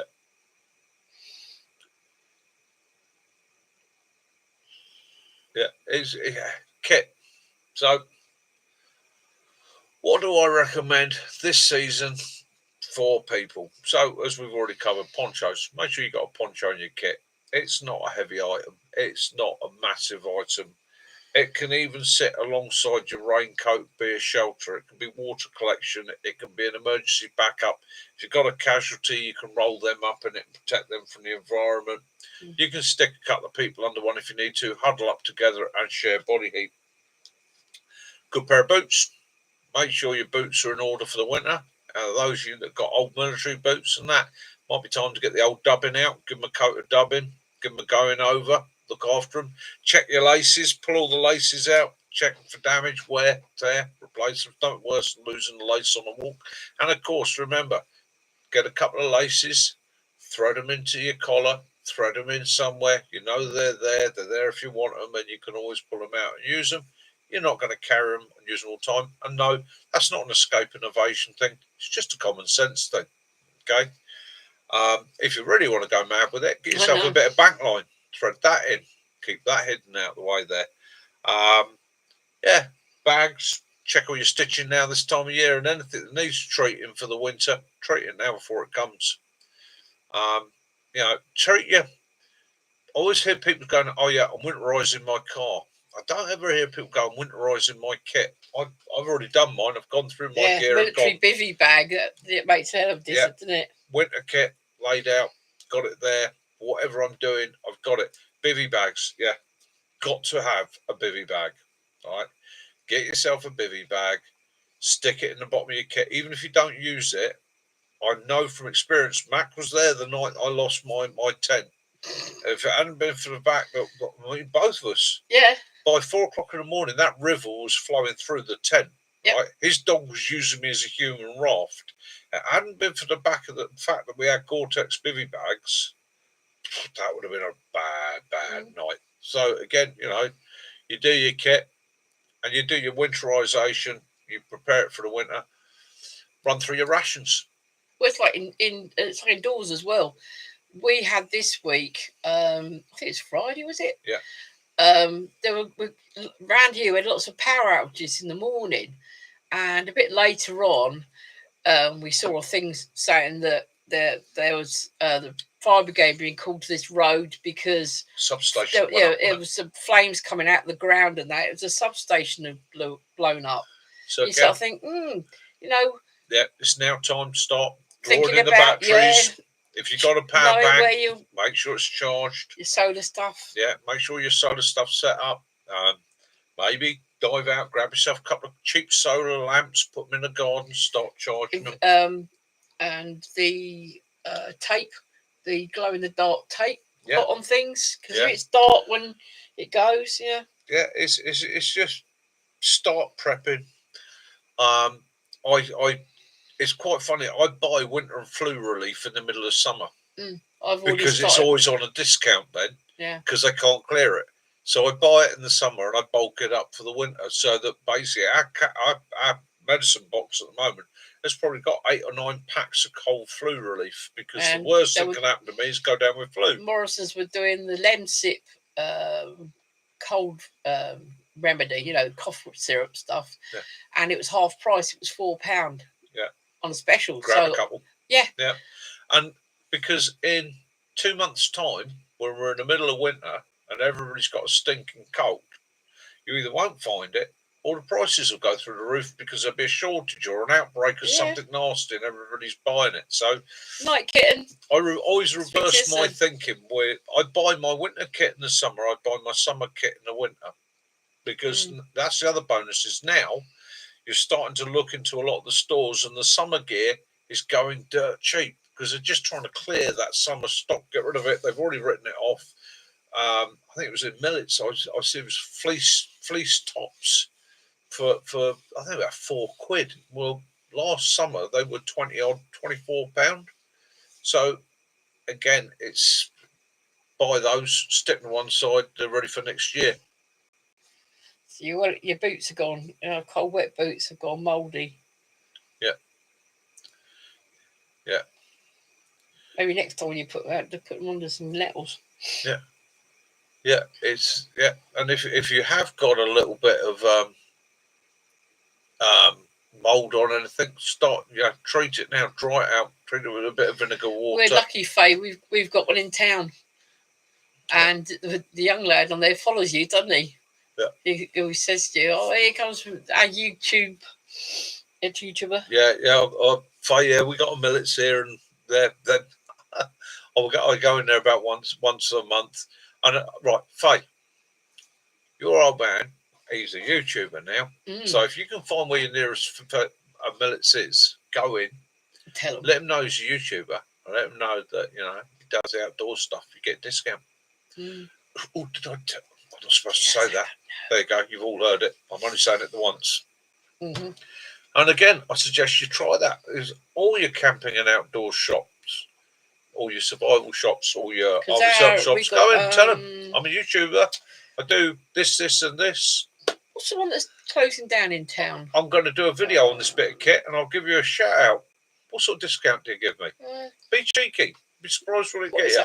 The one that's closing?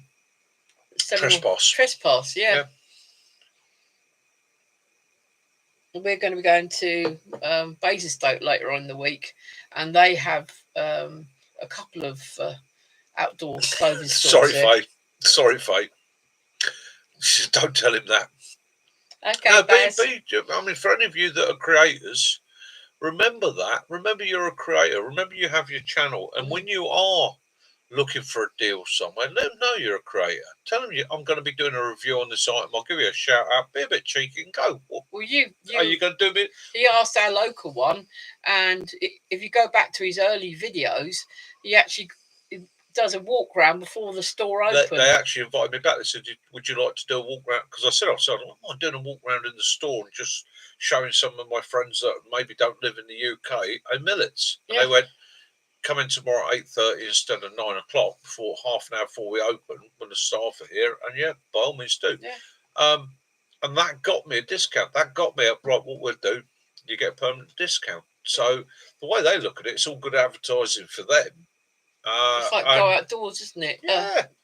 We've got quite a large one. We have to go to Basingstoke for it, but it's quite a big store. Yeah, you get to build a relationship with your local suppliers, your local companies as well. It all works.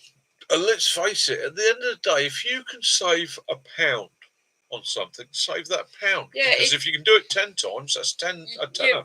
You're right. I mean, it shocks me sometimes when we've been in Go Outdoors, when they've asked people, would you like the membership card? It's £5. They goes, no. But the first time we bought one and used it, you saved yourself 40 quid already. So it paid for that £5, and then we had a whole year of using it. It's and discounts. Grab every penny you can. Penny saved. Yeah. Oh, that's the farmer's head of me.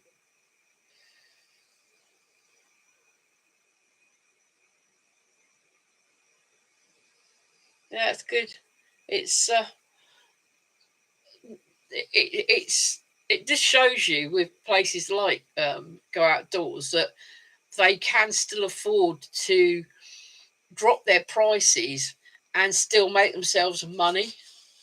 So it just shows you the ones that don't drop the prices and charge you an arm and a leg for a jacket because it's a crag hopper. It just shows you, doesn't it? That, and it goes to show what the profit margins are on some of this kit. It's some of the profit margins through the roof. Oh, excellent! Got blue light card as well, T. Yeah. I've got my blue light card. Yeah.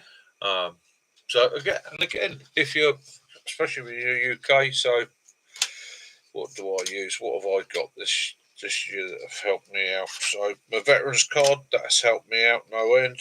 You get your using a veteran card, you get your rail cast one, don't you? I don't know. I think my blue light card's in the other pack actually, because I only carry. I mean, it seems silly that you wouldn't want to spend a £5 to save yourself money all the time. And to those of you that are British veterans, any of you that are British veterans, it doesn't cost you a penny. Go and get it.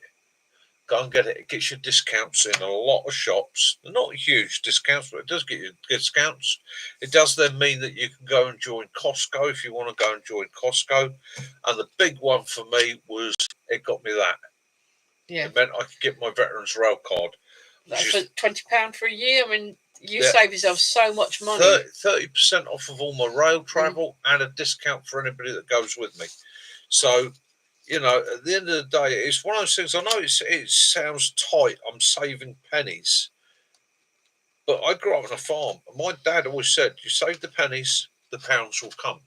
And I couldn't do some of the things that I want to do if I couldn't save those pennies. It's as simple as that. I'm not on a massive income or even a good income these days. So right, can boots like Hakes be resold and rehealed? Yes. I know a couple of people that have had their Hakes resold. You go to a reputable you go to a good cobbler, and they will be able to resell your Hakes for you. Yeah.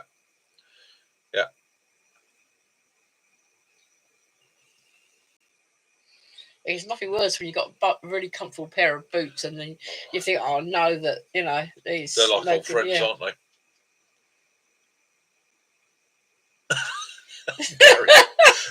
Ooh.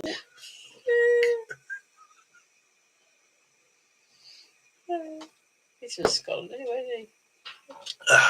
So yeah, it's yeah, we're nearly there, aren't we? 15 minutes to go. Oh, didn't I don't know if you were aware, but last week it was the channel's second birthday. Yes, channel's second birthday on the 7th of October. Good evening. Hey D, how you doing, brother?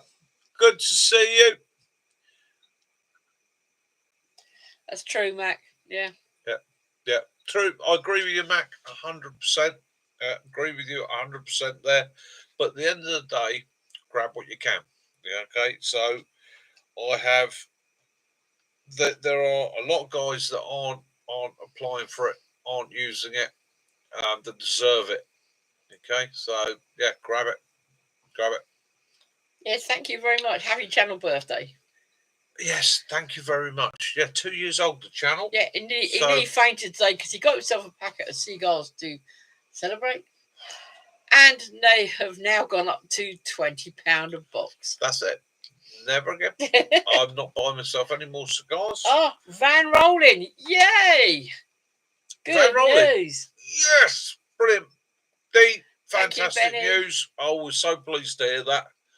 Oh, so Dee's vehicle is working. So Hang Tough's vehicle is back on the road, which means we're going to be seeing some awesome footage from the various places he gets to go visit and that. Oh, fantastic, Dave. Good news. Yeah, cheers, TJ. Been 2 years, been hard work, been a lot of effort. Yeah.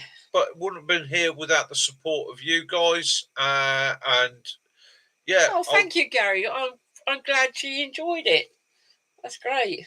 We were talking about it. If it hadn't been for the support of you guys, the patience of you guys, the help of people like Mac, Tommy, Kaz, Jason, Gareth, sorry for tours and training. Without the support of all these people, it wouldn't be here now. It wouldn't have lasted the 2 years. But more importantly, without you guys and your support, every comment, every tick, every like, every thumbs up, it helps to encourage to keep going. Well, yeah, the next thing I'm doing is actually a recipe. It's called Rattles Bagborough Rabbit. So it's a rabbit recipe, and Benny, I think the next one is dandelions. Benny, you know my pain now. You know my pain. Right, Ray. I can't tell you how often I sit there and I get halfway through. You know, you're doing a piece to camera, you're like, no. Yes. Max says, make sure you get round this week, you pair. Yes, definitely, Mac. I've got so many things to give you, Mac. I've got something for your grandson, something for your granddaughter. I've got a couple of bits for you. Yeah, I do apologise, Mac. I have gone through hell this month. It has been I'm not going to talk about it on the channel, but family wise, I and my own issues wise, I've had a pretty dire month. But we're getting through it. Benny says that you have been sending all your aeroplanes over his new campsite. I have. I've asked them to fly extra low. And Benny, you're going to find every now and again Friday coffee and cake. Some tard, I'll write it in the diary now. That revs his plane up as he goes over. Yeah. And I know he's got to be a subscriber because he watches the channel. And it's just... and there's a guy with a helicopter as well. That if I can find out where he lives, I'm going to go around there with a silencer for his helicopter because I'm sure he's taking the baffles out. Sure, excellent, Gary. That's brilliant. If Gary found his wife, he caught her reading the Norwich to Forest book. Excellent. Yeah, it's like they're so interested in that book. Yeah. And if you watch him on YouTube as well, he is so infused with that, isn't he? Yeah, it's Knowledge to Forest. You know what? Yeah, excellent. I love people that have a passion, a genuine passion. And it doesn't matter what it is for. It can be a passion for making clay models. It can be a passion for painting.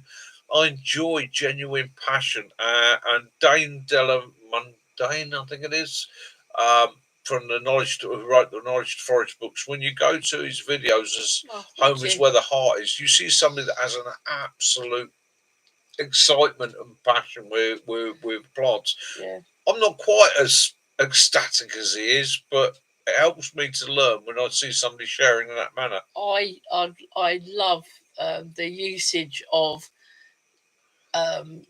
stuff as medicines, as wines, and it's, if I can bring out back something that could be lost in time, you know, if you keep it to the forefront, it keeps going. That's again, isn't it? That's something with my channel. Yeah. I'm not trying to tell you rights and wrongs. I'm not trying to show you the greatest methods in the world. All I'm trying to do is keep alive those bits and pieces I've learned over the years. I will never say to you, this is the way to do it. That's the way to do it. I will say to you, this is how I do it. Give it a try. See if it works for you. He reminds me of a young David Bellamy. Well, grapple me great. Oh yeah, yes, definitely. Yeah. It's got that excitement, that passion. Yeah, and it is a passion. Bacon sandwich. Ooh. Yeah. Good quality solar kit for the Bergen. Do you know, TJ? I haven't. That's it. Hopefully, I've got a lot to learn about solar. I know a man who does, but I've got a lot to learn about. I want to get myself a folding solar kit for my gear. So if I go out and do May, when we're going to be out there traipsing the Ridgeway, I want a solar kit that I can mount on the back of my Bergen that's just going to keep things topped up. I'm not on about it charging the phone from 0 to hero, but just keeps it topped up. So that's going to be something. I might even get a research. I might get one of the channel researchers onto that over the next few weeks, because she's absolutely brilliant at doing her in-depth research and see what she can find and come up with for me. Isn't that right? Chief of Development and Research. It's like here we've got security lights in the garden, and they're all solar powered. Yeah. I've got solar powered fairy lights. Even some of the indoor lamps that we got that we go when for camping and that, they're all part solar charged as well, aren't they? I'm glad you said that, because that's reminded me I need to charge that one up. Yeah, I've put one out in the garden that needs it. Night, Baz. Nice to see you again. Yeah, even things like that, little solar rechargeable lights. I mean, that one needs charging, but they cheap and cheerful. But the electricity is free. Yeah, and all they are is an alkaline rechargeable battery, so you can change. So you might have noticed some of these when you watched the camp. Yeah, because he took some of these and we charged them up, and then you can either have them on motion detecting or on all the time, and these are brilliant. Cheap, cheerful, and it does the job. And again, needs to be charged up now so that it's in store for emergencies here through the winter. So we're lucky. Baz, stay safe. Have a great week, mate. Keep the videos coming. Bedroom seems to always be in sunlight, doesn't it? So what we do, we put everything on the windowsill. Yeah. And that's how we charge it all up. But I know what you mean.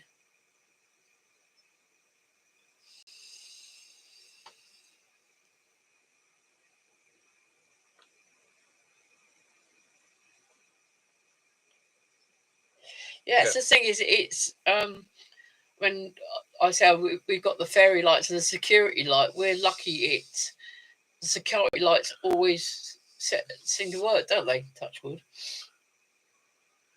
Yeah, I mean, that's it. Solar technology's still got a long way to go. Okay, I can see the future of it. If you turn around to us 30, 40 years ago, how many of us are old enough to remember 30, 40 years ago? And if you'd said, do you know what, you're going to be able to charge stuff off the sun and run it, we'd have looked at you and gone, you'd have been locked up. Science fiction, mate. Right? And now we look 30, 40 years later, you look at people running houses, businesses, battery banks, charging. We used to use look at how the technology's progressed, and it's still in its infancy.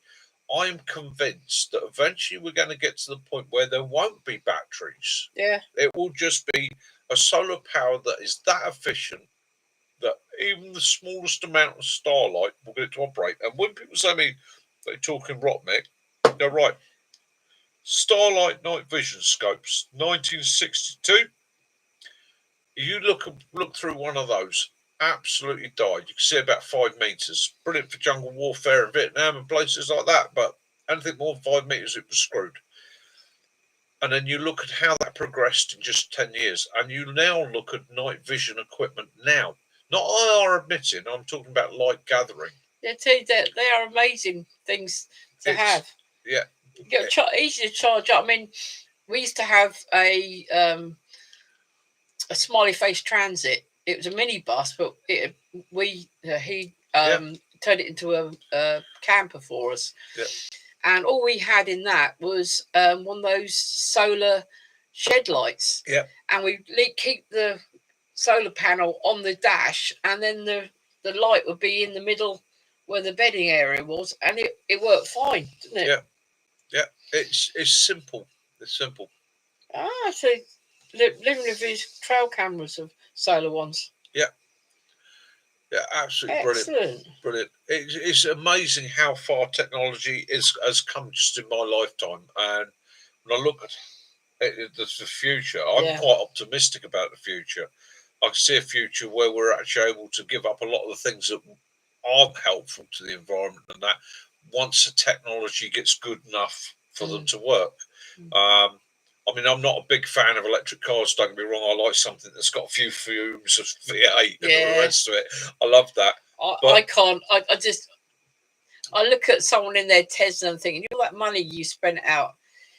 Give me a V8. Yeah, give me a V8 any day. I mean, yeah. You can't beat the sound of the engine. But you also have to wonder about, is there going to become a point where we're no longer putting fuel in a vehicle, where you're literally going out, switching it on, and able to go? You know, it's the future is a fantastic and exciting place if you allow yourself to think of it that way. Of course you're not.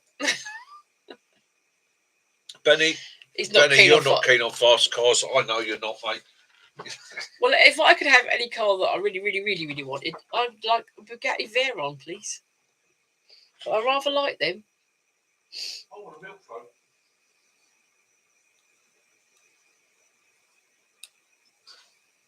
Yeah, it'd be great living in Lviv if you can make one on that, your solar things. Yeah, hydrogen is the future, definitely.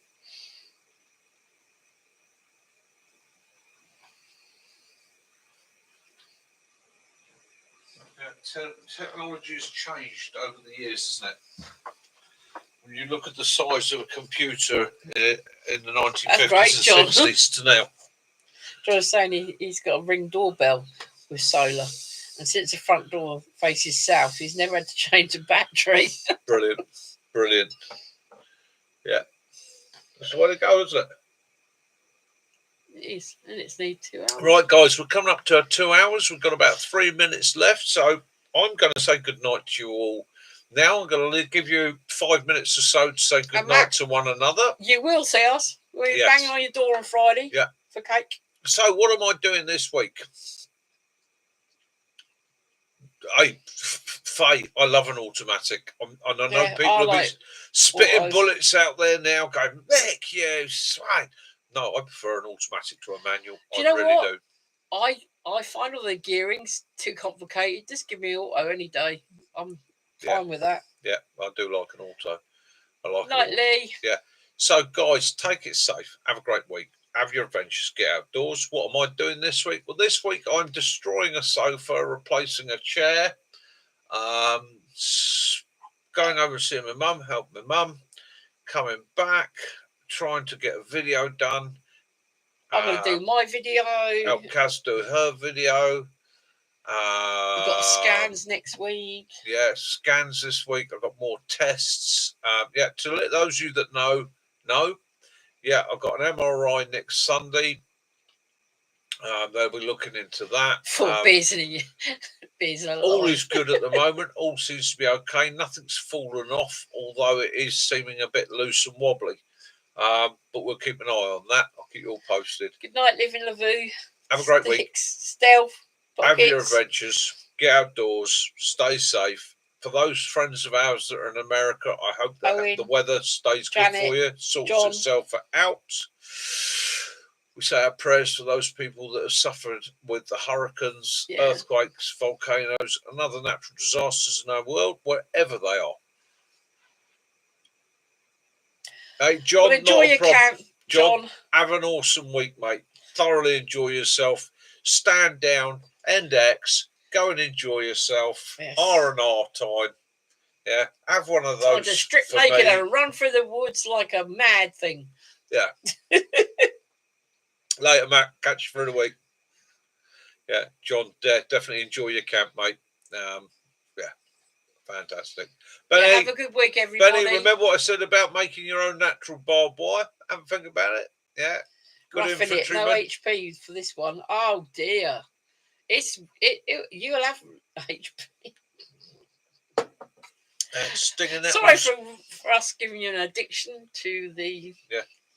Stinging nettles, Benny, brambles, gorse, anything prickly, anything mean, anything nasty, fast growers, ferns, brackens, those sort of things.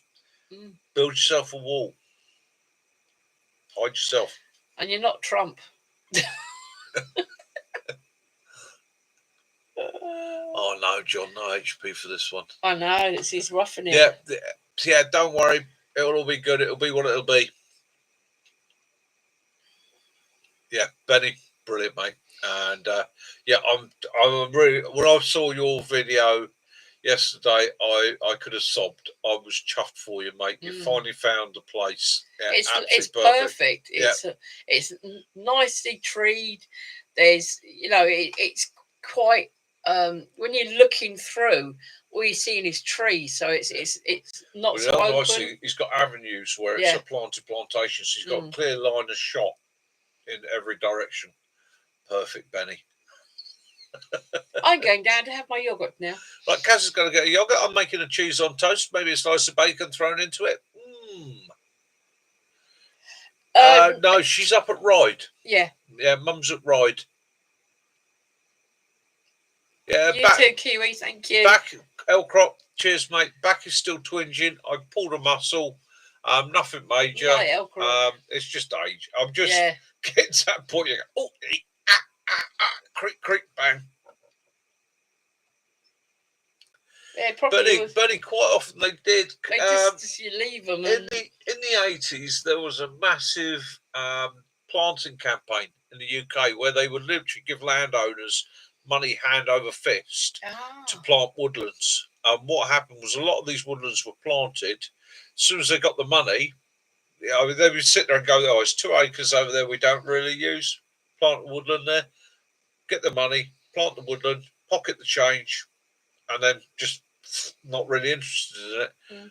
So that's what tended to happen. So yeah, you got a nice little bit of woodland there. I'm quite envious, in actual fact. Yeah, it's a young woodland. It's going to be beautiful up there in the spring, mate. I reckon you'll get plenty of bluebells. You might even have some wild garlic up there looking at it. Yeah, it should be nice. And if you haven't, introduce it. You haven't got to worry about so much of the old dead trees and the old widowmakers and that up there. Plenty of resources. I was looking at all your dead standings sitting up there. I was like, it's going to be like how I would see it myself. I'm not telling you how to suck eggs, but how I'd see it myself, it'd be like a 25 to 50 metre wall of, I'm not touching that. That's my barrier. I might even thicken it up a bit with dead wood and the rest of it. Yeah. And then the area that I'm in, I would just harvest from around that. And without trying to make myself too much of a clearing. Well, be brilliant, mate. Well, good night all, and have a good week. And we shall catch you all live next week. But there was some videos coming out between then and now. Yeah. And Right, guys, take care. Love you all. Have an awesome week. Get outdoors. Have your adventures. Don't sit on your bums. Enjoy yourselves. Keep warm. Keep safe. Love those you do. Forget those you don't. Peace and light be upon you all. From me, Marooned Mac, Kaz, and the Willow, the alcoholic pooch. All right. Have an awesome week. We'll catch you next time. Mickey out. Night.